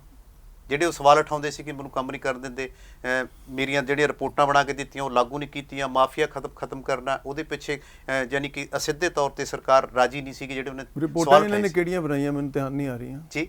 ਰਿਪੋਰਟਾਂ ਇਹਨਾਂ ਨੇ ਕਿਹੜੀਆਂ ਬਣਾਈਆਂ ਸੀ? ਤੇਲੰਗਾਨਾ ਦੀ ਰਿਪੋਰਟ ਪਾਰਟੀ ਹਾਈ ਕਮਾਂਡ ਨੇ ਬਣਵਾਈ ਸੀ ਨਾ, ਉਹ ਪਾਰਟੀ ਹਾਈ ਕਮਾਂਡ ਦਾ ਰਿਸ਼ਤਾ ਸੀ ਇਹਨਾਂ ਨਾਲ। ਤੇਲੰਗਾਨਾ ਦੀ ਰਿਪੋਰਟ ਪੰਜਾਬ ਕਰਕੇ ਨਹੀਂ ਸੀ ਬਣਾਈ ਗਈ ਜੀ, ਉਹ ਪਾਰਟੀ ਹਾਈ ਕਮਾਂਡ ਦਾ ਰਿਸ਼ਤਾ ਸੀਗਾ ਇਹਨਾਂ ਨਾਲ। ਉਹ ਅਮਰਿੰਦਰ ਦਾ ਉਹਦੇ ਚ ਨਹੀਂ ਕੋਈ ਜ਼ਿਆਦਾ ਨਹੀਂ, ਉਹਨਾਂ ਦਾ ਕਹਿਣਾ ਸੀਗਾ ਜਿਵੇਂ ਕਾਰਪੋਰੇਸ਼ਨ ਕਿਵੇਂ ਚਲਾਉਣੀ ਆਪਾਂ, ਜਾਂ ਆਹ ਮਾਈਨਿੰਗ ਕਿਵੇਂ ਚਲਾਉਣੀ ਹੈ, ਜਾਂ ਹੋਰ ਇਹਨਾਂ ਨੇ ਇੱਕ ਰਿਪੋਰਟ ਬਣਾ ਕੇ ਤੁਸੀਂ ਇੰਨੇ 1000 ਕਰੋੜ ਦਾ ਸਾਨੂੰ ਫਾਇਦਾ ਹੋ ਜਾਏਗਾ। ਜਦੋਂ ਉਹਨਾਂ ਨੇ ਕੀਤਾ ਵੀ ਲਾਗੂ ਕਰੋ, ਇਹ ਔਨ ਰਿਕਾਰਡ ਕਿਹਾ ਇਹਨਾਂ ਨੇ ਕਈ ਵਾਰੀ ਕਿਹਾ, ਉਹ ਲਾਗੂ ਨਹੀਂ ਹੋਈ। ਹੁਣ ਇੱਕ ਵੱਡਾ ਸਵਾਲ ਇਹ ਵੀ ਹੈ ਕਿ ਹੁਣ ਤਾਂ ਇਹ ਪ੍ਰਧਾਨ ਬਣ ਗਏ ਪਾਰਟੀ ਦੇ, ਹੋ ਸਕਦਾ ਵੀ ਸਾਰੇ ਵਰਕਰ ਬਰਾਬਰ ਹੁੰਦੇ। ਇਸ ਤਰ੍ਹਾਂ ਦੀਆਂ ਗੱਲਾਂ ਜਦੋਂ ਇਹ ਕੈਬਨਿਟ ਮਿਨਿਸਟਰ ਸੀਗੇ ਲੋਕਲ ਬਾਡੀਜ਼ ਦੇ, ਉਦੋਂ ਵੀ ਆਈਆਂ ਸੀਗੀਆਂ। ਇਹਨਾਂ ਨੇ 80-90 ਬੰਦੇ ਡਿਪਾਰਟਮੈਂਟ ਦੇ ਸਸਪੈਂਡ ਕਰਕੇ ਰੱਖੇ ਹੋਏ ਸੀ ਸਾਰੇ ਦੇ ਸਾਰੇ ਜੀ। ਇਹਨਾਂ ਨੇ ਆਪਣੇ ਇੱਕ ਚਹੇਤੇ ਨੂੰ ਵਿਜੀਲੈਂਸ ਆਫੀਸਰ ਲਾਇਆ ਹੋਇਆ ਸੀ ਅਗੇਂਸਟ ਦਾ ਲਾਜ਼ ਜੀ, ਉਹਦੀ ਵੀ ਚਰਚਾ ਪੂਰੀ ਹੋਈ ਸੀ। ਉਹ ਕੋਰਟ 'ਚ ਵੀ ਜਾਣ ਵਾਲਾ ਸੀਗਾ ਲੇਕਿਨ ਗਿਆ ਨਹੀਂ ਕਿਸੇ ਕਾਰਨ ਕਰਕੇ। ਉਹ ਵਿਜੀਲੈਂਸ ਦਾ ਜਿਹੜਾ ਆਫੀਸਰ ਇਹਨਾਂ ਨੇ ਆਰਬਿਟਰਰੀਲੀ ਲਾਇਆ ਹੋਇਆ ਸੀ ਸਿੱਧੂ ਸਾਹਿਬ ਨੇ, ਉਹ ਰਿਕਮੈਂਡ ਕਰ ਦਿੰਦਾ ਹੁੰਦਾ ਸੀਗਾ ਵੀ ਇਹਨੂੰ ਸਸਪੈਂਡ ਕਰ ਦਿਓ, ਉਹਨੂੰ ਸਸਪੈਂਡ ਕਰ ਦਿਓ, ਉਹਨੂੰ ਸਸਪੈਂਡ ਕਰ ਦਿਓ। ਤੇ ਤੁਹਾਨੂੰ ਤਾਜਬ ਹੋਏਗਾ, ਜਾਣਕਾਰੀ ਵੀ ਹੋਏਗੀ ਵੀ 1 ਸਾਲ ਦੇ ਟੈਨਿਓਰ 'ਚ ਇਹਨਾਂ ਨੇ 80 ਬੰਦੇ ਲੋਕਲ ਬਾਡੀਜ਼ ਦੇ ਸਸਪੈਂਡ ਕਰਤੇ। ਮੈਨੂੰ ਨਹੀਂ ਲੱਗਦਾ ਵੀ ਇਸ ਤਰ੍ਹਾਂ ਤੁਸੀਂ ਸਰਕਾਰਾਂ ਜਾਂ ਗਵਰਨਮੈਂਟ ਚਲਾ ਸਕਦੇ ਹੋ, ਕਿਉਂਕਿ ਜਦੋਂ ਤੁਸੀਂ ਆਨੇ ਹੋ ਐਜ਼ ਏ ਕੈਬਨਿਟ ਮਿਨਿਸਟਰ ਤੁਹਾਡੇ ਕੋਲ ਬਹੁਤ ਪਾਵਰਸ ਹੁੰਦੀਆਂ ਨੇ ਜੀ। ਕੁਝ ਐਸੀ ਪਾਵਰਸ ਹੁੰਦੀਆਂ ਨੇ ਜਿਹੜੀ ਕੈਬਨਿਟ ਤੋਂ ਕਲੀਅਰੈਂਸ ਤੋਂ ਬਾਅਦ ਤੁਸੀਂ ਇੰਪਲੀਮੈਂਟ ਕਰ ਸਕਦੇ ਹੋ ਜੀ। ਕੁਝ ਐਸੀ ਪਾਵਰਸ ਹੁੰਦੀਆਂ ਨੇ ਜਿਹੜੇ ਤੁਸੀਂ ਆਪ ਐਜ਼ ਏ ਕੈਬਨਿਟ ਮਿਨਿਸਟਰ ਕਰ ਸਕਦੇ ਹੋ। ਹਰ ਚੀਜ਼ ਲਈ ਤੁਹਾਨੂੰ ਸੀਐਮ ਦੀ ਮੋਹਰ ਦੀ ਲੋੜ ਨਹੀਂ ਹੁੰਦੀ। ਹੁਣ ਜੇ ਤੁਸੀਂ ਕਹਿ ਰਹੇ ਹੋ ਕਿ ਡਿਪਾਰਟਮੈਂਟ 'ਚ ਰਿਫਾਰਮਸ ਕਰਨੇ ਨੇ ਜੀ, ਸੁਧਾਰ ਡਿਪਾਰਟਮੈਂਟ 'ਚ ਇੰਟੈਗ੍ਰਿਟੀ ਲਿਆਣੀ ਹੈ, ਕਰਪਸ਼ਨ ਘਟਾਣੀ ਹੈ, ਉਹਦੇ ਲਈ ਨਾ ਕੈਬਨਿਟ ਦੀ ਲੋੜ ਹੈ ਤੇ ਨਾ ਸੀਐਮ ਕੋਲ ਜਾਣ ਦੀ ਲੋੜ ਹੈ। ਤੇ ਇਹ ਮੈਨੂੰ ਕੋਈ ਬਹੁਤਾ ਵਾਜਿਬ ਮਤਲਬ ਐਕਸਕਿਊਜ਼ ਨਹੀਂ ਲੱਗਾ। ਵੈਸੇ ਹੋ ਸਕਦਾ ਇਹਨਾਂ ਦੀ ਪ੍ਰੋਬਲਮ ਦੇਖੋ ਸੀਐਮ ਨਾਲ ਸ਼ੁਰੂ ਤੋਂ ਹੋ ਹੀ ਗਈ ਸੀਗੀ ਜੀ, ਤੇ ਮੈਨੂੰ ਨਹੀਂ ਲੱਗਦਾ ਸੀਐਮ ਜਾਣਬੁੱਝ ਕੇ ਇਹਨਾਂ ਦੇ ਕੰਮ 'ਚ ਜਾਂ ਇਹਨਾਂ ਦੇ ਕਾਰਜ ਪ੍ਰਣਾਲੀ 'ਚ ਰੋੜੇ ਅਟਕਾਏਗਾ, ਕਿਉਂਕਿ ਜੇ ਕੋਈ ਡਿਪਾਰਟਮੈਂਟ ਚੰਗਾ ਕੰਮ ਕਰਦਾ ਹੈ ਫਾਈਨਲੀ ਕ੍ਰੈਡਿਟ ਸੀਐਮ ਨੂੰ ਹੀ ਜਾਂਦਾ, ਉਹਦਾ ਜੀ ਮਿਨਿਸਟਰ ਨੂੰ ਜਾਂਦਾ ਹੈ ਹਾਂਜੀ, ਲੇਕਿਨ ਉਹ ਫਾਈਨਲੀ ਕ੍ਰੈਡਿਟ ਇਹੀ ਜਾਏਗਾ ਵੀ ਪੰਜਾਬ ਸਰਕਾਰ ਨੇ ਇਹ ਕੰਮ ਕੀਤਾ, ਸੀਐਮ ਦੇ ਗਵਰਨਮੈਂਟ ਨੇ ਕੰਮ ਕੀਤਾ। ਨਾਲ ਨੈਚੁਰਲੀ ਕੈਬਨਿਟ ਮਿਨਿਸਟਰ ਦਾ ਵੀ ਨਾਂ ਜਾਂਦਾ ਕਿ ਕੈਬਨਿਟ ਮਿਨਿਸਟਰ ਕੌਣ ਹੈ, ਕੈਬਨਿਟ ਮਿਨਿਸਟਰ ਇਹ ਹੈ। ਹੁਣ ਜਦੋਂ ਆਪਾਂ ਪੰਜਾਬ ਦੀ ਕੋਈ ਗੱਲ ਕਰਾਂਗੇ ਜੀ ਕਿ ਪੰਜਾਬ ਦੀ ਖੇਤੀ 'ਚ ਇੰਨਾ ਨਿਗਾਰ ਆ ਗਿਆ, ਕੋਈ ਨਹੀਂ ਪੁੱਛਦਾ ਪੰਜਾਬ ਦਾ ਐਗਰੀਕਲਚਰ ਮਿਨਿਸਟਰ ਕੌਣ ਸੀ ਜੀ। ਜੇ ਆਪਾਂ ਇਹ ਕਹੀਏ ਕਿ ਪੰਜਾਬ 'ਚ 16,000 ਕਰੋੜ ਦੀ ਇੰਡਸਟਰੀ ਆ ਗਈ ਜੀ, ਮੈਨੂੰ ਨਹੀਂ ਲੱਗਦਾ ਕਿਸੇ ਨੂੰ ਪਤਾ ਹੋਏਗਾ ਇੰਡਸਟਰੀ ਮਿਨਿਸਟਰ ਕੌਣ ਹੈ ਜੀ। ਸੋ ਪੰਜਾਬ ਦਾ ਜਾਂ ਕਿਸੇ ਵੀ ਸਟੇਟ 'ਚ ਜੋ ਵੀ ਪੋਜ਼ਿਟਿਵ ਹੁੰਦਾ ਹੈ, ਜੋ ਵੀ ਨੈਗੇਟਿਵ ਹੁੰਦਾ ਹੈ, ਉਹਦਾ ਰਿਫਲੈਕਸ਼ਨ ਸੀਐਮ 'ਤੇ ਹੀ ਜਾਂਦਾ ਹੈ ਲਾਰਜਲੀ। ਨਹੀਂ, ਉਹਨਾਂ ਦਾ ਸਿੱਧੂ ਸਾਹਿਬ ਦਾ ਤਾਂ ਇਹ ਕਹਿਣਾ ਸੀ ਕਿ ਮੇਰੇ ਬੇਟੇ ਨੂੰ ਕੋਈ ਅਹੁਦਾ ਦਿੰਦੇ ਸੀਗੇ ਤਾਂ ਉਹਨੇ ਮਨਾ ਕਰ ਦਿੱਤਾ, ਤੇ ਫਿਰ ਮੇਰੀ ਮਿਸੇਜ ਨੂੰ ਦਿੰਦੇ ਸੀਗੇ ਚੇਅਰਮੈਨਸ਼ਿਪ, ਉਹਨਾਂ ਨੇ ਉਹ ਮਨਾ ਕਰਤੀ। ਉਹ ਤਾਂ ਬਿਲਕੁਲ ਕਲੀਅਰ ਹੋ ਕੇ ਚੱਲ ਰਹੇ ਨੇ ਕਿ ਇਹ ਜਿਹੜੇ ਤੁਹਾਡੇ ਸਵਾਲ ਨੇ ਉਹ ਬੜੇ ਦੂਸਰੀ ਧਿਰ ਦੇ ਦੂਸਰੇ ਪੱਖ ਪੇਸ਼ ਕਰਦੇ ਨੇ ਕਿ ਉਹਨਾਂ ਦਾ ਇੱਕ ਲਗਾਇਆ ਹੋਇਆ ਸੀਗਾ। ਉਹ ਨਹੀਂ, ਗੱਲ ਕਰਨ ਦੀ ਲੋੜ ਹੀ ਨਹੀਂ ਹੈ ਨਾ ਤੁਹਾਨੂੰ ਕਿ ਮੇਰੀ ਵਾਈਫ ਨੂੰ ਇਹ ਦਿੱਤਾ ਮੈਨੇ ਇਨਕਾਰ ਕਰਤਾ, ਤੁਹਾਨੂੰ ਸਵੇਰੇ ਪਰੌਂਠਾ ਦਿੱਤਾ ਤੁਹਾਨੂੰ ਇਨਕਾਰ ਕਰਤਾ। ਇਹ ਕੋਈ ਗੱਲਾਂ ਪਬਲਿਕਲੀ ਕਹਿਣ ਵਾਲੀਆਂ ਨਹੀਂ ਹੁੰਦੀਆਂ। ਨਹੀਂ, ਉਹ ਕਹਿੰਦੇ ਸੀ ਇਹਦੇ 'ਚ ਕੋਈ ਉਹ ਵੀ ਨਹੀਂ ਕਰਨ ਦੀ ਲੋੜ ਹੁੰਦੀ, ਆਪਣੇ ਆਪ ਨੂੰ ਸੈਲਫ ਪ੍ਰੋਪਗੇਟ ਕਰਨਾ ਜਾਂ ਆਪਣੇ ਆਪ ਦਾ ਅਹਿਮ ਖੜਾ ਕਰਨਾ ਕਿ ਮੇਰੇ ਬੇਟੇ ਨੂੰ ਐਡਵੋਕੇਟ ਜਨਰਲ ਬਣਾ ਰਹੇ ਸੀਗੇ ਤੇ ਮੈਂ ਨਹੀਂ ਬਣਨ ਦਿੱਤਾ। ਕੋਈ ਗੱਲ ਨਹੀਂ, ਜਦੋਂ ਤੁਸੀਂ ਆਪਣੇ ਕੰਮਾਂ ਦੀ ਜਿਹਦੇ ਬਾਰੇ ਲੋਕੀ ਨਹੀਂ ਜਾਣਦੇ ਡਰਮ ਬੀਟਿੰਗ ਖੁਦ ਕਰਨ ਲੱਗ ਜਾਂਦੇ ਹੋ, ਇਹਦਾ ਮਤਲਬ ਕਿਤੇ ਨਾ ਕਿਤੇ ਤੁਸੀਂ ਕਮਜ਼ੋਰ ਫੀਲ ਕਰ ਰਹੇ ਹੋ। ਉਹਦਾ ਪਬਲਿਕਲੀ ਜਾ ਕੇ ਰੌਲਾ ਪਾਉਣ ਦੀ ਲੋੜ ਨਹੀਂ ਹੁੰਦੀ। ਚਲੋ ਤੁਹਾਡੀ ਗੱਲਬਾਤ ਤੋਂ ਇਹ ਤਸਦੀਕ ਕਰਦੇ ਨੇ ਕਿ ਸਿੱਧੂ ਇਸ ਸੌਦੇ ਲਈ ਉਹਨੇ ਵਾਜਿਬ ਨਹੀਂ ਹੈ ਤੇ ਨਾ ਹਾਈ ਕਮਾਂਡ ਦਾ ਵਾਜਿਬ ਫੈਸਲਾ ਹੈ। ਤੇ ਜਿਵੇਂ ਪਹਿਲਾਂ ਕਹਿੰਦੇ ਸੀ ਨਹੀਂ ਨਹੀਂ ਨਹੀਂ, ਮੈਂ ਇਹ ਕਹਿ ਰਿਹਾ ਕਿ ਹਾਈ ਕਮਾਂਡ ਨੇ ਜੋ ਫੈਸਲਾ ਲਿਆ ਹੈ ਇਹ ਸਕਸੈਸਫੁਲ ਤਾਂ ਹੋਏਗਾ ਜੇ ਸਿੱਧੂ ਸਾਹਿਬ ਤੇ ਅਮਰਿੰਦਰ ਦੀ ਇਕੁਏਸ਼ਨ ਅੱਛੀ ਬਣ ਜਾਂਦੀ ਹੈ ਅਗਲੇ 10 ਦਿਨਾਂ 'ਚ 15 ਦਿਨਾਂ 'ਚ। ਕੈਪਟਨ ਸਾਹਿਬ ਨੂੰ ਨਵਜੋਤ ਸਿੱਧੂ ਨੂੰ ਇਹ ਅਹੁਦਾ ਮਿਲਿਆ, ਮੈਂ ਸਭ ਤੋਂ ਵਧਾਈ ਦਿੰਦਾ ਉਹਨਾਂ ਨੂੰ, ਮੈਂ ਸ਼ੁਭਕਾਮਨਾਵਾਂ ਦਿੰਦਾ ਉਹਨਾਂ ਨੂੰ। ਮੈਂ ਚਾਹੁੰਦਾ ਕਿ ਉਹ ਪੰਜਾਬ ਲਈ ਐਸਾ ਕੰਮ ਕਰਨ ਜਿਹੜਾ ਪੰਜਾਬ ਯਾਦ ਰੱਖੇ। ਮੈਨੂੰ ਇਹਦੇ ਪ੍ਰੈਕਟੀਕਲੀ ਇਹ ਜਿਹੜੇ ਇੰਪਲੀਕੇਸ਼ਨਸ ਨੇ ਮੈਂ ਉਹਦੇ ਵੱਲ ਤੁਹਾਨੂੰ ਜਿਹੜੇ ਪਿਛਲੇ 30 ਨੂੰ ਦੇਖ ਕੇ ਤੁਸੀਂ ਦੇਖਦੇ ਹੋ ਵੀ ਇਹਨਾਂ ਦਾ ਕੈਪਟਨ ਦੇ ਨਾਲ ਜਿਹੜਾ ਰਿਲੇਸ਼ਨ ਹੈ ਉਹ ਇੰਪਰੂਵ ਹੋਣਾ ਚਾਹੀਦਾ, ਤਾਂ ਹੀ ਕਾਂਗਰਸ ਪਾਰਟੀ ਦੇ ਇਲੈਕਟੋਰਲ ਪ੍ਰੋਸਪੈਕਟਸ ਜਿਹੜੇ ਨੇ ਉਹ ਇੰਪਰੂਵ ਕਰਨਗੇ। ਪੰਜਾਬ ਦੇ ਲੋਕਾਂ ਨੂੰ ਜਿਵੇਂ ਪੇਸ਼ ਹੁੰਦੇ ਨੇ ਲੋਕਾਂ ਸਾਹਮਣੇ ਬੜੀਆਂ ਉਮੀਦਾਂ ਜਾਗੀਆਂ ਨੇ ਕਿ ਸਿੱਧੂ ਆ ਜਾਣਗੇ ਤਾਂ ਇਹ ਹੋ ਜਾਏਗਾ, ਕਿਉਂਕਿ ਉਹ ਇਮਾਨਦਾਰ, ਉਹਨਾਂ ਤੇ ਕੋਈ ਦਾਗ ਨਹੀਂ ਆ। ਕੀ ਤੁਹਾਨੂੰ ਲੱਗਦਾ ਵੀ ਸਿੱਧੂ ਜਿਵੇਂ ਉਹਨਾਂ ਦਾ ਸੁਭਾਅ, ਜਿਵੇਂ ਤੁਸੀਂ ਪਿੱਛੇ ਐਨਾਲਿਸਿਸ ਕੀਤਾ, ਵੀ ਉਹ ਕਰ ਪਾਉਣਗੇ ਕੁਝ? ਨਹੀਂ ਉਹ ਕਰ ਪਾਉਣਗੇ ਕਿ ਨਹੀਂ ਕਰ ਪਾਉਣਗੇ, ਮੇਰੀ ਸ਼ੁਭਕਾਮਨਾਵਾਂ ਨੇ ਤੇ ਸਾਰੇ ਅਸੀਂ ਉਮੀਦ ਕਰਦੇ ਹਾਂ ਕਿ ਉਹ ਕਰਨ। ਜੇ ਉਹਨਾਂ ਨੂੰ ਚਾਂਸ ਮਿਲਿਆ ਹੈ ਪਾਰਟੀ ਵੱਲੋਂ, ਨੇਤਾ ਥਾਪਿਆ ਗਿਆ ਉਹਨਾਂ ਨੂੰ, ਤੇ ਮੈਨੂੰ ਲੱਗਦਾ ਸਾਰੇ ਚਾਹਣਗੇ ਕਿ ਉਹ ਚੰਗਾ ਕੰਮ ਕਰਕੇ ਦਿਖਾਣ। ਦੂਸਰਾ ਇਹ ਕਿ ਜਿਹੜੇ ਹੁਣ ਪਿਛਲੇ 2 ਮਸਲੇ ਆ ਰਹੇ ਨੇ ਕਿ ਬੇਅਦਬੀ ਦਾ ਮਾਮਲਾ, ਉਹ ਉਹਦੇ ਵਿੱਚ ਸਰਕਾਰ ਫੇਲ ਰਹੀ ਹੈ, ਇਹ ਸਾਰੇ ਮੰਤਰੀ ਵੀ ਮੰਨਦੇ ਨੇ ਤੇ ਕੈਪਟਨ ਸਾਹਿਬ ਵੀ ਨੇ ਮੰਗਿਆ ਸੀ ਵੀ ਜਿਹੜੀ ਰਿਪੋਰਟ ਆਈ ਹੈ ਵੀ ਸਿਆਸਤ ਤੋਂ ਪ੍ਰੇਰਿਤ ਹੈ, ਅਸੀਂ ਸੁਪਰੀਮ ਕੋਰਟ ਵੀ ਜਾਵਾਂਗੇ, ਪਰ ਉਹਨਾਂ ਨੇ ਨਵੀਂ ਕਮੇਟੀ ਕੋਰਟ ਦੇ ਉਹ ਮੰਨਦੇ ਹੋਏ ਆਦੇਸ਼ ਨਵੀਂ ਕਮੇਟੀ ਕਰਤੀ, ਉਹ ਥੋੜੀ ਫਾਸਟ ਚੱਲ ਰਹੀ। ਕੀ ਤੁਹਾਨੂੰ ਲੱਗਦਾ ਵੀ ਸਰਕਾਰ ਹੁਣ ਜਲਦੀ ਕਰਨ ਦੇ ਰੌਕ 'ਚ ਹੈ ਇਲੈਕਸ਼ਨ ਦੇ ਮੱਦੇਨਜ਼ਰ? ਮੈਨੂੰ ਤਾਂ ਸਭ ਤੋਂ ਮੰਦਭਾਗੀ ਗੱਲ ਇਹ ਲੱਗਦੀ ਹੈ ਕਿ ਜਿਹੜਾ ਇੱਕ ਧਰਮ ਨਾਲ ਜੁੜਿਆ ਮੁੱਦਾ ਹੈ ਉਹਦਾ ਸਿਆਸੀਕਰਨ ਕੀਤਾ ਜਾ ਰਿਹਾ ਜੀ। ਇਹ ਅੱਜ ਦਾ ਮੁੱਦਾ ਨਹੀਂ ਹੈ, ਇਹ ਪਿਛਲੇ 8 ਸਾਲ ਪੁਰਾਣਾ ਮੁੱਦਾ ਹੈ ਜੀ ਜੀ। ਤੇ ਇਹ ਸਿੰਪਲ ਮੁੱਦਾ ਜਿਹੜਾ ਇੱਕ ਪੁਲਿਸ ਸਟੇਸ਼ਨ ਦੀ FIR ਨਾਲ ਡਿਸਾਈਡ ਹੋ ਜਾਣਾ ਚਾਹੀਦਾ ਸੀਗਾ, ਉਹਦੇ ਤੇ ਬਾਰ-ਬਾਰ ਕਮਿਸ਼ਨ ਬਣ ਰਿਹਾ ਹੈ, ਉਹਦੇ ਤੇ SIT ਬਣ ਰਹੀ ਹੈ। ਤੇ ਮੈਨੂੰ ਇਹ ਲੱਗਦਾ ਐਜ਼ ਏ ਜਰਨਲਿਸਟ ਕਿ ਇਹਦੇ ਦਾ ਸਿਆਸੀਕਰਨ ਨਹੀਂ ਹੋਣਾ ਚਾਹੀਦਾ। ਜੋ ਦੋਸ਼ੀ ਹੈ ਉਹਨੂੰ ਸਜ਼ਾ ਮਿਲਣੀ ਚਾਹੀਦੀ ਹੈ, ਕਿਉਂਕਿ ਇਹ ਧਰਮ ਨਾਲ ਜੁੜਿਆ ਮਸਲਾ ਹੈ ਤੇ ਜਦੋਂ ਧਰਮ ਨਾਲ ਜੁੜਿਆ ਕੋਈ ਵੀ ਮਸਲਾ ਹੋਵੇ ਉਹਦਾ ਕਾਨੂੰਨਨ ਹੀ ਜਿਹੜਾ ਹੈਗਾ ਉਹ ਉਪਚਾਰ ਹੋਣਾ ਚਾਹੀਦਾ। ਤੁਸੀਂ ਸਿਆਸੀਕਰਨ ਦੀ ਗੱਲ ਕਰਦੇ ਹੋ, ਇਹ ਕਿ ਸਿਆਸਤ ਦੇ ਕਿਸੇ ਲਾਹੇ ਵਾਸਤੇ ਲਟਕਾਇਆ ਜਾ ਰਿਹਾ ਕਿ ਵੈਸੇ ਲਟਕ ਗਿਆ? ਜ਼ਾਹਿਰ ਹੈ ਕਿ ਇਸ ਵੇਲੇ ਕੋਸ਼ਿਸ਼ ਇਹ ਹੋ ਰਹੀ ਹੈ ਕਿ ਇਹਦਾ ਸਿਆਸੀਕਰਨ ਕੀਤਾ ਜਾਏ ਤੇ ਸਿਆਸੀ ਲਾਭ ਚੱਕਿਆ ਜਾਏ। ਚਲੋ, ਇੱਕ ਇਹ ਬੇਅਦਬੀ ਦੇ ਮਾਮਲੇ ਤੋਂ ਬਾਅਦ ਇੱਕ ਕਿਸਾਨੀ ਅੰਦੋਲਨ ਬਹੁਤ ਇੱਕ ਉੱਪਰ ਕੇ ਆਇਆ, ਪੰਜਾਬ ਦਾ ਮੋਹਰੀ ਰੂਪ ਦੇ ਵਿੱਚ ਪੇਸ਼ ਆ ਰਿਹਾ।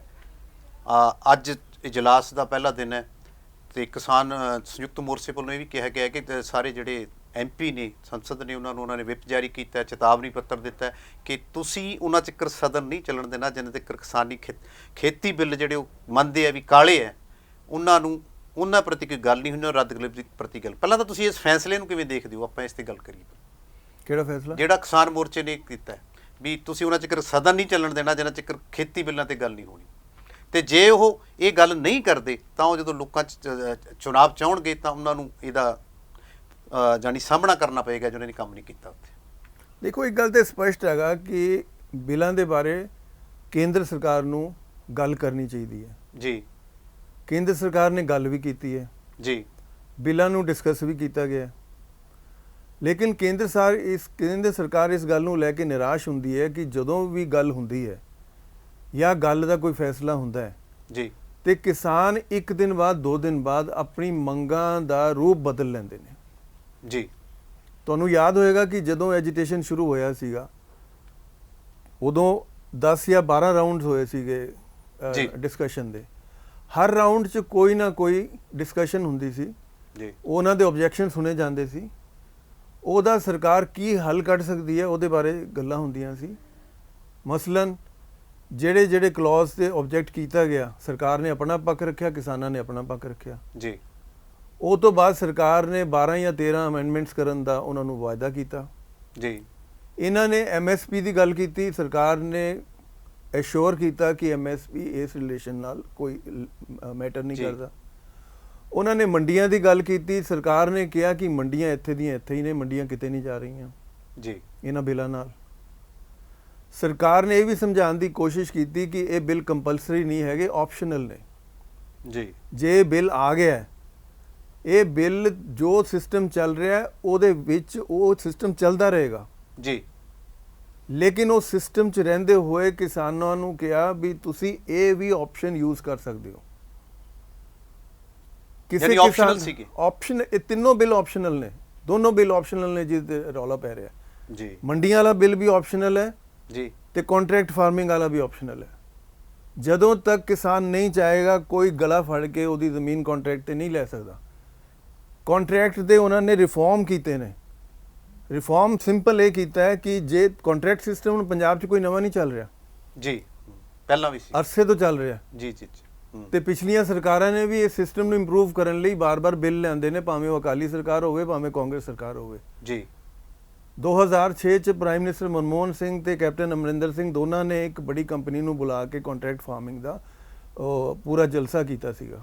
ਜੀ ਜੀ ਕੰਟਰੈਕਟ ਫਾਰਮਿੰਗ ਜਿਸ ਤਰ੍ਹਾਂ ਚੱਲ ਰਹੀ ਹੈ ਕਿ ਨਹੀਂ ਚੱਲ ਰਹੀ, ਬਿੱਲ ਉਹਦੇ ਤੇ ਦਖਲ ਹੀ ਨਹੀਂ ਦੇ ਰਹੇ। ਇਹੀ ਤਾਂ ਸਭ ਤੋਂ ਵੱਡੀ ਹੈਰਾਨੀ ਦੀ ਗੱਲ ਹੈ। ਤੇ ਫਿਰ ਗੈਪ ਕਿੱਥੇ ਹੈ ਜੀ? ਗੈਪ ਇਹ ਹੈ ਕਿ ਪਰਸੈਪਸ਼ਨ ਗਲਤ ਬਣਾਇਆ ਗਿਆ ਲੀਡਰਾਂ ਦਾ। ਜਿਹੜੇ ਕਿਸਾਨ ਲੀਡਰਾਂ ਦਾ ਜਾਂ ਕਿਸਾਨ ਲੀਡਰਾਂ ਨੇ ਗਲਤ ਪਰਸੈਪਸ਼ਨ ਬਣਾਇਆ। ਅੱਛਾ, ਧਾਰਨਾ ਗਲਤ ਬਣੀ। ਮੈਂ ਖੇਤੀ ਕਰ ਰਿਹਾ ਜੀ, ਜੇ ਮੇਰਾ ਦਿਲ ਕਰੇਗਾ ਮੈਂ ਕੰਟਰੈਕਟ ਤੇ ਦਊਂਗਾ। ਜੀ ਬਿੱਲ ਇਹ ਨਹੀਂ ਕਹਿੰਦਾ ਕਿ ਅਜੇ ਕੁਮਾਰ ਜੇ ਤੂੰ ਖੇਤੀ ਕਰ ਰਿਹਾ ਤੇ ਤੂੰ ਕੰਟਰੈਕਟ ਤੇ ਦੇਣਾ ਹੀ ਦੇਣਾ ਹੈ। ਜੀ ਜੇ ਮੇਰਾ ਮਨ ਕਰੇਗਾ ਦੇਣ ਨੂੰ ਤੇ ਮੈਂ ਤੁਹਾਡੇ ਨਾਲ ਵੀ ਕਰ ਸਕਦਾ ਠੇਕਾ, ਜੀ ਮੈਂ ਕਿਸੇ ਮਜ਼ਦੂਰ ਨਾਲ ਵੀ ਠੇਕਾ ਕਰ ਸਕਦਾ, ਜਿੱਦਾਂ ਕਿ ਪੰਜਾਬ 'ਚ ਚੱਲ ਰਿਹਾ। 70-80% ਖੇਤੀ ਪੰਜਾਬ 'ਚ ਠੇਕੇ ਤੇ ਹੀ ਚੱਲ ਰਹੀ ਹੈ, ਆਲਰੇਡੀ ਠੇਕੇ ਤੇ ਚੱਲ ਰਹੀ ਹੈ। ਜੀ ਤੇ ਬਿੱਲ ਸਿਰਫ ਇੱਕ ਪ੍ਰੋਟੈਕਸ਼ਨ ਦੇ ਰਿਹਾ ਸੀਗਾ ਜਿਹੜੀ ਹਜੇ ਤੱਕ ਨਹੀਂ ਸੀ, ਕਿਉਂਕਿ ਜਿਹੜਾ ਠੇਕੇ ਦੀ ਟਰਮਸ ਐਂਡ ਕੰਡੀਸ਼ਨ ਹਜੇ ਤੱਕ ਚੱਲਦੀ ਆ ਰਹੀਆਂ ਸੀ ਉਹ ਬੜੀ ਇਨਫਾਰਮਲ ਸੀਗੀਆਂ, ਉਹ ਕੱਚੀਆਂ ਹੁੰਦੀਆਂ ਸੀਗੀਆਂ। ਉਹ ਇਸ ਚੀਜ਼ ਨਾਲ ਰਿਲੇਟ ਨਹੀਂ ਸੀ ਕਰਦੀਆਂ ਵੀ ਫਸਲ ਹੋਏਗੀ ਨਹੀਂ ਹੋਏਗੀ, ਕੀ ਹੋਏਗਾ ਕੀ ਨਹੀਂ ਹੋਏਗਾ। ਹੁਣ ਜਿਹੜਾ ਬਿੱਲ ਆਇਆ, ਬਿੱਲ ਨੇ ਕਹਿ ਦਿੱਤਾ ਵੀ ਕਿਸਾਨ ਠੇਕੇ ਤੇ ਜਾਣਾ ਚਾਹੁੰਦਾ ਹੈ ਜੀ, ਤੇ ਕਿਸਾਨ ਦਾ ਜਿਹੜਾ ਠੇਕਾ ਹੈ ਉਹਦਾ ਕ੍ਰਮ ਇਹ ਹੋਏਗਾ ਕਿ ਜੇ ਤੁਹਾਡੇ ਨਾਲ ਮੈਂ ਠੇਕਾ ਕਰ ਰਿਹਾ ਜੀ, ਆਪਾਂ ਪਹਿਲਾਂ ਪੈਸੇ ਡਿਸਾਈਡ ਕਰ ਲਾਂਗੇ ਕਿ ਮੈਂ 10 ਰੁਪਏ ਦੇਣੇ ਨੇ ਜੀ। ਇਹ ਠੇਕਾ ਹੋ ਗਿਆ 10 ਰੁਪਏ ਦੇ। ਫਸਲ ਹੋਈ ਨਹੀਂ ਹੋਈ, ਚੰਗੀ ਹੋਈ ਮਾੜੀ ਹੋਈ, ਉਹ ਜਿਹਨੇ ਠੇਕੇ ਤੇ ਲੈਣੀ ਹੈ ਉਹਦੀ ਜ਼ਿੰਮੇਵਾਰੀ ਹੈ। ਕਿਸਾਨ ਨੇ ਉਹਦੇ ਚੋਂ ਆਪਣੇ 10 ਰੁਪਏ ਲੈ ਲੈਣੇ ਨੇ। 10 ਰੁਪਏ ਵੀ ਜੇ ਅੱਜ ਠੇਕਾ ਹੁੰਦਾ ਹੈ ਤੇ 20 ਦਿਨਾਂ ਦੇ ਅੰਦਰ ਅੰਦਰ ਉਹਨੂੰ ਦੇਣੇ ਪੈਣੇ ਨੇ ਜਿਹਦੇ ਨਾਲ ਠੇਕਾ ਹੋ ਰਿਹਾ। ਨਹੀਂ, ਕਿਸਾਨਾਂ ਦੇ ਇੱਕ ਦੋ ਹੋਰ ਵੀ 2-4 ਗੱਲਾਂ ਕਰਦੇ ਨੇ। ਇੱਕ ਜਿਹੜਾ ਜੇ ਕਿਤੇ ਕੋਈ ਡਿਸਪਿਊਟ ਹੋ ਜੇ ਤਾਂ ਉਹ ਐਸਡੀਐਮ ਕੋਲੇ ਜਾਣਾ। ਉਹ ਸਰਕਾਰ ਨੇ ਮੰਨ ਲਿਆ ਕਿ ਅਸੀਂ ਅਮੈਂਡਮੈਂਟ ਕਰ ਦਿਆਂਗੇ ਨਾ, ਉਹ ਸਰਕਾਰ ਮੰਨ ਚੁੱਕੀ ਹੈ। ਉਹ ਜਿਹੜੀ 13 ਅਮੈਂਡਮੈਂਟਸ ਹੋਈਆਂ ਸੀ ਉਹਦੇ 'ਚ ਇਹ ਵੀ ਸੀਗਾ ਕਿ ਸਿਵਲ ਕੋਰਟ 'ਚ ਜਾਣ ਦੀ। ਹੁਣ ਸਿਵਲ ਕੋਰਟ 'ਚ ਸਰਕਾਰ ਦਾ ਕਹਿਣਾ ਅਸੀਂ ਇਸ ਕਰਕੇ ਗਏ ਆ ਜੀ ਕਿਉਂਕਿ ਜੁਡੀਸ਼ੀਅਲ ਕੋਰਟ 'ਚ ਸਾਰੀ ਉਮਰ ਨਿਕਲ ਜਾਂਦੀ ਹੈ ਕਿਸਾਨ ਦੀ, ਜਾਂ ਫੈਸਲਾ ਨਹੀਂ ਹੁੰਦਾ, ਫੈਸਲੇ ਨਹੀਂ ਹੁੰਦੇ। ਜੀ ਜੀ। ਪਰ ਇਹ ਤੇ ਹੁਣ ਜਿੱਥੇ ਆਪਾਂ ਆਰਗੂਮੈਂਟ ਕਰਨਾ ਹੈ ਜੀ, ਤੁਸੀਂ ਵੀ ਕਹੋਗੇ ਤੁਸੀਂ ਬੈਠੇ ਨਹੀਂ, ਠੀਕ ਨਹੀਂ ਬੈਠੇ, ਜੀ ਤੁਹਾਡਾ ਇਹ ਨਹੀਂ ਠੀਕ, ਤੁਹਾਡਾ ਉਹ ਨਹੀਂ ਠੀਕ। ਜਦੋਂ ਆਪਾਂ ਆਰਗੂਮੈਂਟ ਹੀ ਕਰਨਾ ਹੈ, ਹਾਂਜੀ, ਉਹ ਆਰਗੂਮੈਂਟ ਤੇ ਕਿਸੇ ਵੀ ਜਗ੍ਹਾ ਤੇ ਕਿਤੇ ਵੀ ਬੈਠ ਕੇ ਕਿਸੇ ਵੀ ਗੱਲ ਤੇ ਕੋਈ ਵੀ ਬਣਾਇਆ ਜਾ ਸਕਦਾ। ਇੱਕੋ ਕਹਿੰਦੇ ਨੇ ਖਰੀਦਦਾਰੀ ਦੀ ਪਰਿਭਾਸ਼ਾ ਚੇਂਜ ਕਰ ਦਿੱਤੀ ਹੈ, ਖਰੀਦਦਾਰ ਦੀ। ਉਹ ਕਹਿੰਦੇ ਵੀ ਸਰਕਾਰ ਤੇ ਜਿਹੜੀਆਂ ਏਜੰਸੀਆਂ ਨੇ ਉਹਨੂੰ ਪਾਸੇ ਕਰ ਦਿੱਤਾ। ਮੋਟੀ ਜੀ ਗੱਲ ਹੈ, ਜੇ ਤੁਹਾਨੂੰ ਕੰਟਰੈਕਟ ਬਿੱਲ 'ਚ ਆਬਜੈਕਸ਼ਨ ਹੈ ਜੀ, ਤੁਸੀਂ ਨਾ ਦਿਓ ਕੰਟਰੈਕਟ ਤੇ, ਤੁਸੀਂ ਆਪ ਕਰੋ। ਆਪਸ਼ਨਲ ਹੈ। ਤੁਹਾਡੇ ਤੇ ਕੋਈ ਫਾਇਦਾ ਨਹੀਂ ਬਣ ਰਿਹਾ ਕਿਸੇ ਨੇ ਵੀ ਤੁਸੀਂ ਕੰਟਰੈਕਟ ਕਰਵਾਣੀ ਹੈ। ਜਿਹੜਾ ਕਿਸਾਨ ਆਪਣੀ ਮਜ਼ਦੂਰੀ ਆਪ ਮਿਹਨਤ ਕਰ ਰਿਹਾ, ਆਪ ਅੰਨ ਉਗਾ ਰਿਹਾ, ਆਪ ਵੇਚਣ ਜਾਂਦਾ ਹੈ, ਆਪ ਉਹ ਸਾਰੀ ਲੈ ਰਿਹਾ, ਬਿੱਲ ਉਹਦੇ 'ਚ ਆਉਂਦਾ ਹੀ ਨਹੀਂ ਕਿਤੇ। ਤੇ ਜੇ ਤੁਹਾਡਾ ਕੰਟਰੈਕਟ ਨਹੀਂ ਤੁਹਾਨੂੰ ਵਾਜਿਬ ਲੱਗ ਰਿਹਾ, ਨਾ ਕਰੋ, ਤੁਸੀਂ ਕਿਸੇ ਹੋਰ ਨਾਲ ਕਰ ਲਓ। ਜੀ ਜੀ। ਪਿਛਲੇ 7.5 ਮਹੀਨਿਆਂ ਤੋਂ ਬੈਠੇ ਨੇ, ਫਿਰ ਕਿਸਾਨਾਂ ਦਾ ਫਿਰ ਕੀ ਵਜ੍ਹਾ ਬੈਠੇ ਰਹਿਣ ਦੀ? ਕਿਸਾਨਾਂ ਦਾ ਹੱਥ ਹੈ ਜੋ ਮੈਨੂੰ ਲੱਗ ਰਿਹਾ ਜੀ। ਲੇਕਿਨ ਫਿਰ ਵੀ ਮੈਂ ਸੈਂਟਰਲ ਗਵਰਨਮੈਂਟ ਨੂੰ ਬੇਨਤੀ ਕਰਦਾ, ਉਹ ਤੋਂ ਉਮੀਦ ਵੀ ਕਰਦਾ ਜੀ ਕਿ ਡਾਇਲੋਗ ਬਣਨਾ ਚਾਹੀਦਾ ਹੈ। ਆਫਟਰ ਆਲ ਕਿਸਾਨ ਜਿਹੜੇ ਨੇ ਉਹ ਸਾਡੇ ਸਮਾਜ ਦਾ ਹਿੱਸਾ ਨੇ ਜੀ, ਸਾਡੇ ਹੀ ਹਿੱਸਾ ਨੇ। ਤੇ ਜੇ ਉਹਨਾਂ ਦੇ ਅੰਦਰ ਕਿਸੇ ਚੀਜ਼ ਦੀ ਕੋਈ ਕਮੀ ਹੈ, ਜੋ ਨੌਲੇਜ ਨਹੀਂ ਆ ਰਹੀ, ਜਿਸ ਤਰ੍ਹਾਂ ਮੈਂ ਤੁਹਾਨੂੰ ਸਮਝਾ ਰਿਹਾ, ਇਹ ਚੀਜ਼ਾਂ ਉਹਨਾਂ ਨੂੰ ਸਮਝਾਉਣ ਦੇ, ਪਬਲਿਕਲੀ ਸਮਝਾਉਣ, ਇੱਕ ਡਾਇਲੋਗ ਸ਼ੁਰੂ ਹੋਵੇ। ਜਿਹੜੇ ਐਗਰੀਕਲਚਰ ਸਾਇੰਟਿਸਟ ਨੇ ਉਹਨਾਂ ਨਾਲ ਸਰਕਾਰ ਗੱਲ ਕਰੇ, ਐਗਰੀਕਲਚਰ ਸਾਇੰਟਿਸਟ ਫਾਰਮਰ ਲੀਡਰ ਨਾਲ ਗੱਲ ਕਰਨ। ਇਸ ਪੱਖੋਂ ਸਰਕਾਰ ਦੀ ਇੱਕ ਬਹੁਤ ਵੱਡੀ ਕਮੀ ਰਹੀ ਹੈ 8 ਮਹੀਨਿਆਂ 'ਚ। ਤੇ ਮੈਂ ਉਮੀਦ ਕਰਦਾ ਕਿ ਹੁਣ ਪਾਰਲੀਮੈਂਟ ਸੈਸ਼ਨ ਸ਼ੁਰੂ ਹੋ ਰਿਹਾ ਜੀ, ਤੇ ਇਹਨਾਂ ਬਿੱਲਾਂ ਬਾਰੇ ਖੁੱਲੀ ਚਰਚਾ ਹੋਏਗੀ ਜੀ, ਤੇ ਕੋਈ ਨਾ ਕੋਈ ਇਹਦਾ ਨਿਬੜਾ ਹੋਏਗਾ। ਫਿਰ ਕਿਸਾਨਾਂ ਦਾ ਹੁਣ ਬਹੁਤ ਪੀਕ ਤੇ ਚਲਾ ਗਿਆ, ਇੱਕ ਸਮੇਂ ਤੋਂ ਉੱਪਰ ਚਲੇਗੀ ਗੱਲ। ਇਹ ਹੁਣ ਇਹ ਨਹੀਂ ਲੱਗ ਰਿਹਾ ਕਿ ਕਿਤੇ ਵੀ ਸਰਕਾਰ ਵੀ ਕਿਤੇ ਨਾ ਕਿਸੇ ਗੱਲ ਨੂੰ ਸਿੱਧੇ ਰੂਪ ਤੇ ਅੜੀ ਹੋਈ ਹੈ ਤੇ ਕਿਸਾਨ ਵੀ ਅੜੇ ਹੋਏ? ਸਰਕਾਰ ਡਿਕਟੇਟ ਨਹੀਂ ਹੋਣਾ ਚਾਹੁੰਦੀ ਜੀ। ਕੋਈ ਵੀ ਪ੍ਰੈਸ਼ਰ ਗਰੁੱਪ ਆ ਕੇ ਸਰਕਾਰ ਨੂੰ ਇੰਦਾ ਨਹੀਂ ਕਹਿੰਦਾ ਵੀ ਤੁਸੀਂ ਬਿੱਲ ਵਾਪਸ ਲੈ ਲਓ, ਅਸੀਂ ਸਰਕਾਰ ਚਲਾਣੀ ਹੈ, ਸਾਡੇ ਮੁਤਾਬਕ ਬਿੱਲ ਲਿਆਓ ਜੀ। ਨਾਲੇ ਤੁਹਾਡੀ ਜਾਣਕਾਰੀ ਲਈ ਮੈਂ ਇਹ ਵੀ ਐਡ ਕਰ ਦਿਆਂ, ਇਹਨਾਂ ਬਿੱਲਾਂ ਬਾਰੇ ਚਰਚਾ ਜਿਹੜੀ ਹੈ 2003 ਤੋਂ ਚੱਲੀ ਆ ਰਹੀ ਹੈ ਜੀ। ਮਨਮੋਹਨ ਸਿੰਘ ਸਰਕਾਰ 'ਚ ਬਹੁਤ ਚਰਚਾ ਹੋਈ ਸੀ, ਸ਼ਰਦ ਪਵਾਰ ਹੈਡਡ ਬਾਈ ਸ਼ਰਦ ਪਵਾਰ ਕਮੇਟੀ ਬਣੀ ਸੀ ਜੀ, ਜਿਹਦੇ 'ਚ ਹਰਿਆਣਾ ਦੇ ਸੀਐਮ ਹੁੱਡਾ ਮੈਂਬਰ ਸੀਗੇ ਜਿਹੜੇ ਅੱਜ ਬੜਾ ਵਿਰੋਧ ਕਰ ਰਹੇ ਨੇ ਜੀ। ਸ਼ਰਦ ਪਵਾਰ ਖੁਦ ਚੇਅਰਮੈਨ ਸੀਗੇ ਜਿਹੜਾ ਵਿਰੋਧ ਕਰ ਰਹੇ ਨੇ ਜੀ। ਇਹਨਾਂ ਨੇ ਰਿਕਮੈਂਡੇਸ਼ਨ ਦਿੱਤੀਆਂ ਸੀਗੀਆਂ ਵੀ ਇਹ ਕੰਟਰੈਕਟ ਸਿਸਟਮ ਤੇ ਮਾਰਕੀਟਿੰਗ ਸਿਸਟਮ ਕਹਿੰਦੇ ਸੀ ਉਹਨੂੰ, ਇਹਦੇ ਨੂੰ ਇੰਪਰੂਵ ਕਰਨ ਦੀ ਲੋੜ ਹੈ ਕਿਉਂਕਿ ਅਸੀਂ ਦੇਖਦੇ ਹਾਂ ਸੜਕਾਂ ਤੇ ਕਿੱਦਾਂ ਟਮਾਟਰ ਬਿਖਰ ਜਾਂਦੇ ਨੇ ਜਦੋਂ ਰੇਟਸ ਕੋਲੈਪਸ ਕਰਦੇ ਨੇ, ਕਿੱਦਾਂ ਪਿਆਜ਼ ਸੜਕਾਂ ਤੇ ਪਏ ਰਹਿੰਦੇ ਨੇ, ਕਿੱਦਾਂ ਪੈਰੀਸ਼ੇਬਲ ਜਿੰਨੀਆਂ ਵੀ ਵੈਜੀਟੇਬਲਸ ਨੇ ਉਹਨਾਂ ਦਾ ਕੀਮਤ ਨਹੀਂ ਮਿਲਦੀ। ਉਹਦੇ ਲਈ ਸਟੋਰੇਜ ਦਾ ਪ੍ਰਬੰਧ ਕਰਨ ਲਈ ਫਿਰ ਬਿੱਲ ਲਿਆਂਦੇ ਗਏ ਤੇ ਮਨਮੋਹਨ ਸਿੰਘ ਸਰਕਾਰ 10 ਸਾਲ ਰਹੀ ਹੈ, ਇਹਨਾਂ ਬਿੱਲਾਂ ਬਾਰੇ ਪੂਰੀ ਚਰਚਾ ਹੋਈ ਹੈ। ਜਦੋਂ ਮੋਦੀ ਸਰਕਾਰ ਆਈ ਹੈ ਤੇ ਇੱਕ ਦਲੇਰੀ ਕਮਿਸ਼ਨ ਬਣਿਆ, ਉਹਨੇ ਪਹਿਲਾਂ ਕੰਟਰੈਕਟ ਸਿਸਟਮ ਤੇ ਆਪਣਾ ਬਿੱਲ ਦਿੱਤਾ। ਉਹ ਬਿੱਲ ਨਹੀਂ ਦਿੱਤਾ, ਆਈਡੀਆ ਦਿੱਤੀ, ਰਿਪੋਰਟ ਦਿੱਤੀ। ਉਹ ਰਿਪੋਰਟ ਸਾਰੇ ਇੰਡੀਆ ਦੇ ਸੀਐਮਸ ਕੋਲ ਗਈ, ਸਾਰੇ ਪ੍ਰਬੁੱਧ ਵਿਦਵਾਨਾਂ ਕੋਲ ਗਈ, ਸਾਰਿਆਂ ਕੋਲ ਡਿਸਕਸ਼ਨ ਲਈ ਗਈ। ਉਹ ਕੰਟਰੈਕਟ ਸਿਸਟਮ ਤੋਂ ਬਾਅਦ ਫਿਰ ਮੰਡੀ ਸਿਸਟਮ ਨੂੰ ਇੰਪਰੂਵ ਕਰਨ ਲਈ ਉਹਨੇ ਰਿਪੋਰਟ ਦਿੱਤੀ 2018 'ਚ ਤੇ 2016 'ਚ ਪਹਿਲਾਂ ਦਿੱਤੀ। ਇਸ ਕਰਕੇ 2019 'ਚ ਬਿੱਲ ਪਾਸ ਹੋਏ। ਤੇ ਇਹ ਨਹੀਂ ਹੈਗਾ ਕਿ ਇੱਕਦਮ ਹੀ ਸਾਰੀ ਚੀਜ਼ ਆ ਗਈ ਹੈ, ਪਰ ਇੱਕ ਹੁਣ ਕਿਸਾਨ ਲੀਡਰਾਂ ਨੇ ਕੀ ਕੀਤਾ ਹੈ ਕਿ ਉਹ ਸਾਰਾ ਪਰਸੈਪਸ਼ਨ ਵਾਈਪ ਆਊਟ ਕਰਕੇ ਇੱਕ ਦੋ ਚੀਜ਼ਾਂ ਲੈ ਲਈਆਂ ਇਹਨਾਂ ਨੇ। ਇੱਕ ਭੈ ਪੈਦਾ ਕਰਤਾ ਕਿ ਅਡਾਨੀ ਅੰਬਾਨੀ ਆ ਕੇ ਤੁਹਾਡੀ ਜ਼ਮੀਨ ਲੈ ਲੈਣਗੇ, ਦੂਜਾ ਇੱਕ ਭੈ ਪਾਤਾ ਕਿ ਐਮਐਸਪੀ ਚਲੀ ਜਾਏਗੀ। ਇਹਨਾਂ ਦੋਨਾਂ ਚੀਜ਼ਾਂ ਦਾ ਬਿੱਲਾਂ ਨਾਲ ਕੋਈ ਤਾਲੁਕ ਹੀ ਨਹੀਂ ਹੈਗਾ। ਅਡਾਨੀ ਅੰਬਾਨੀ ਮੇਰੇ ਕੋਲ ਆ ਕੇ ਜੇ ਮੇਰੇ ਕੋਲ 2 बीघा ਹੈਗੀ ਹੈ, 200 ਏਕੜ ਹੈਗੀ ਹੈ, ਮੈਨੂੰ ਨਹੀਂ ਕਹਿ ਸਕਦੇ ਵੀ ਇਸ ਕਾਗਜ਼ ਤੇ ਮੈਂ ਆ ਗਿਆ ਤੇ ਤੂੰ ਸਾਈਨ ਕਰ। ਮੇਰਾ ਦਿਲ ਕਰੇਗਾ ਮੈਂ ਬੁਲਾਉਂਗਾ, ਮੇਰਾ ਦਿਲ ਕਰੇਗਾ ਨਹੀਂ ਬੁਲਾਉਂਗਾ। ਨਾਲੇ ਅਡਾਨੀ ਅੰਬਾਨੀ ਬਿੱਲ ਐਸਾ ਮਾਹੌਲ ਪੈਦਾ ਕਰ ਦੇਣਗੇ ਕਿ ਮਜਬੂਰ ਹੋ ਜਾਏਗਾ ਬੰਦਾ। ਇਹ ਤੇ ਹੁਣ ਹਾਈਪੋਥੈਟੀਕਲ ਗੱਲਾਂ ਨੇ ਜੀ। ਮਜਬੂਰ ਹੋ ਜਾਏਗਾ ਜਦੋਂ ਇੱਕ ਕਿਸਾਨ ਮਜਬੂਰ ਹੋ ਜਾਂਦਾ ਸੁਸਾਈਡ ਕਰਨ ਲਈ, ਉਹਦੇ ਬਾਰੇ ਸਮਾਜ ਨਹੀਂ ਚਰਚਾ ਕਰੇਗਾ। ਜਦੋਂ ਇੱਕ ਕਿਸਾਨ ਦੇ ਉੱਤੇ ਲੱਖਾਂ ਰੁਪਇਆਂ ਦਾ ਕਰਜ਼ਾ ਚੜ ਜਾਂਦਾ, ਉਹਦੇ ਬਾਰੇ ਸਮਾਜ ਨਹੀਂ ਗੱਲ ਕਰ ਰਿਹਾ ਕਿਉਂਕਿ ਉਹ ਵਾਸਤਵਿਕਤਾ ਹੈ, ਉਹ ਫੈਕਟ ਹੈ। ਇਹ ਹੋ ਜਾਏਗਾ, ਇਹ ਹੋ ਜਾਏਗਾ, ਇਹ ਹੋ ਜਾਏਗਾ, ਯਾਨੀ ਸੰਭਾਵਨਾ ਦੀ ਗੱਲ। ਇਹ ਤੇ ਹਵਾਈ ਹੈ। ਨਹੀਂ ਸੰਭਾਵਨਾ ਵੀ ਤੁਸੀਂ ਆਪ ਕ੍ਰੀਏਟ ਕਰ ਰਹੇ ਹੋ। ਤੁਸੀਂ ਸੰਭਾਵਨਾ ਆਪ ਹੀ ਕ੍ਰੀਏਟ ਕਰ ਰਹੇ ਹੋ, ਤੁਸੀਂ ਆਪ ਹੀ ਫੀਅਰ ਕ੍ਰੀਏਟ ਕਰ ਰਹੇ ਹੋ। ਤੇ ਇਹ ਸ਼ਰੀਫ ਕਿਸਾਨ ਨੇ ਜਿਹੜੇ ਉਹ ਭੈ ਦੇ ਸ਼ਿਕਾਰ ਹੋ ਕੇ ਇਸ ਵੇਲੇ ਨਾਲ ਜੁੜੇ ਹੋਏ ਨੇ, ਜੋ ਮੈਨੂੰ ਉੱਪਰੋਂ ਲੱਗਦਾ ਹੈ। ਚਲੋ, ਲੇਕਿਨ ਇਹਦਾ ਸਿਆਸੀਕਰਨ ਵੀ ਹੋ ਸਕਦਾ ਹੈ, ਇਹਦਾ ਮੈਨੂੰ ਬਹੁਤ ਵੱਡਾ ਡਰ ਹੈ ਕਿਉਂਕਿ ਕਿਸਾਨਾਂ ਦੇ ਅੰਦਰ ਇੱਕ ਪ੍ਰੈਸ਼ਰ ਗਰੁੱਪ ਬਣ ਗਿਆ ਹੈ ਜੀ ਕਿ ਕਿਉਂਕਿ ਅਸੀਂ ਇੰਨੀ ਸਪੋਰਟ ਮੋਬਿਲਾਈਜ਼ ਕਰ ਲਈ ਹੈ ਤੇ ਹੁਣ ਸਾਨੂੰ ਇਲੈਕਸ਼ਨ 'ਚ ਵੀ ਜਾਣਾ ਚਾਹੀਦਾ ਹੈ। ਹਾਂ, ਹੁਣ ਗੱਲ ਵੀ ਇਹ ਚੰਡੂਨੀ ਗਰੁੱਪ ਨੇ ਕਿਹਾ ਜਾ ਸਕਦਾ, ਉਹਨਾਂ ਨੇ ਸਪੈਸ਼ਲ ਕਿਹਾ ਕਿ ਸਾਨੂੰ ਯਾਨੀ ਕਿ ਬੰਗਾਲ ਮਿਸ਼ਨ ਕਰਦੇ ਆਪਾਂ, ਯੂਪੀ ਮਿਸ਼ਨ ਕਰਦੇ ਆ, ਪੰਜਾਬ ਮਿਸ਼ਨ ਕਿਉਂ ਨਹੀਂ ਕਰਦੇ? ਅਸੀਂ ਫੈਸਲੇ ਆਪ ਵੀ ਕਰ ਸਕਦੇ ਹਾਂ। ਹਾਂਜੀ, ਵੀ ਸਰਕਾਰ 'ਚ ਯਾਨੀ ਕਿ ਲੋਕ ਚੋਣਾਂ ਚਾਹੀਏ। ਇਹ ਤੋਂ ਬਾਅਦ ਹੁਣ ਫਿਰ ਕਿਸਾਨ ਮੂਵਮੈਂਟ ਕਿਸ ਤਰ੍ਹਾਂ ਰਹੇਗੀ, ਕਿਉਂਕਿ ਆਪਾਂ ਨੂੰ ਇਹ ਭੁੱਲਣਾ ਨਹੀਂ ਚਾਹੀਦਾ ਕਿਸਾਨ ਮੂਵਮੈਂਟ ਦੀ ਇਸ ਵੇਲੇ ਸਭ ਤੋਂ ਵੱਡੀ ਜਿਹੜੀ ਸ਼ਕਤੀ ਹੈ, ਸਟਰੈਂਥ ਹੈ, ਉਹ ਇਹ ਹੈ ਕਿ ਇਹਨਾਂ ਨੇ ਕਿਸੇ ਸਿਆਸੀ ਪਾਰਟੀ ਨੂੰ ਨੇੜੇ ਨਹੀਂ ਆਉਣ ਦਿੱਤਾ। ਇਹਨਾਂ ਨੇ ਕੋਈ ਸਿਆਸੀ ਗੱਲ ਨਹੀਂ ਕੀਤੀ, ਇਹਨਾਂ ਨੇ ਸਿਰਫ ਕਿਸਾਨ ਗੱਲ ਕੀਤੀ ਹੈ ਜੀ। ਤੇ ਜੇ ਹੁਣ ਇਹਦੇ ਅੰਦਰ ਪੋਲੀਟੀਕਲ ਐਲੀਮੈਂਟ ਜਾਂ ਪੋਲੀਟੀਕਲ ਥਾਟ ਐਂਟਰ ਕਰਦਾ ਹੈ ਕਿਸੇ ਵੀ ਪਾਸੋਂ, ਕਿਸੇ ਵੀ ਰੂਪ 'ਚ, ਤੇ ਉਹਦੇ ਲਈ ਕਿਸਾਨ ਤਿਆਰ ਹੁੰਦੇ ਨੇ ਜੀ। ਤੇ ਮੈਨੂੰ ਲੱਗਦਾ ਹੈ ਕਿਸਾਨ ਮੂਵਮੈਂਟ ਖੇਰੂ ਹੋ ਜਾਏਗਾ। ਚਲੋ, ਪੰਜਾਬ ਦੀਆਂ 2022 ਦੀਆਂ ਚੋਣਾਂ ਤੇ ਕਿਸਾਨ ਅੰਦੋਲਨ ਪ੍ਰਭਾਵ ਪਾਏਗਾ? ਕਿਸਾਨ ਅੰਦੋਲਨ ਪ੍ਰਭਾਵ ਇਹਨਾਂ ਤੇ ਜ਼ਰੂਰ ਪਾਏਗਾ ਕਿਉਂਕਿ ਇੱਕ ਕਿਸਾਨਾਂ ਦੇ ਅੰਦਰ ਰਿਜ਼ੈਂਟਮੈਂਟ ਤੇ ਹੈ, ਉਹ ਭਾਵੇਂ ਸੱਚੀ ਹੈ ਝੂਠੀ ਹੈ। ਇੱਕ ਕਿਸਾਨਾਂ ਦੇ ਅੰਦਰ ਇੱਕ ਪਪੂਲਰ ਫੀਲਿੰਗ ਚਲੀ ਗਈ ਹੈ ਜੀ ਕਿ ਬਿੱਲ ਠੀਕ ਨਹੀਂ ਹੈਗੇ। ਹਾਲਾਂਕਿ ਬਿੱਲ ਬਾਰੇ ਜਿੱਦਾਂ ਮੈਂ ਤੁਹਾਡੇ ਨਾਲ ਡਿਸਕਸ ਕੀਤਾ, ਮੈਨੂੰ ਨਹੀਂ ਲੱਗਦਾ ਤੁਸੀਂ ਵੀ ਡਿਫਰ ਕਰੋਗੇ ਕਿ ਬਿੱਲਾਂ 'ਚ ਕੁਝ ਕਮੀ ਹੈਗੀ ਹੈ ਜਾਂ ਐਸੀ ਹੈ, ਲੇਕਿਨ ਇੱਕ ਪਰਸੈਪਸ਼ਨ ਜਿੱਦਾਂ ਮੈਂ ਬਾਰ-ਬਾਰ ਕਹਿ ਰਿਹਾ ਉਹਨਾਂ ਨੇ ਬਣਾ ਲਿਆ। ਹੁਣ ਇਹਦਾ ਕਿਹੜੇ ਪੋਲੀਟੀਕਲ ਪਾਰਟੀ ਇਹਦਾ ਫਾਇਦਾ ਉਠਾਏਗੀ, ਇਹ ਤਾਂ ਹਜੇ ਦੇਖਣ ਵਾਲੀ ਗੱਲ ਹੈ। ਕੀ ਕਿਸਾਨ ਖੁਦ ਪੋਲੀਟੀਕਲ ਲੀਡਰ ਬਣ ਕੇ ਆਉਂਦੇ ਨੇ?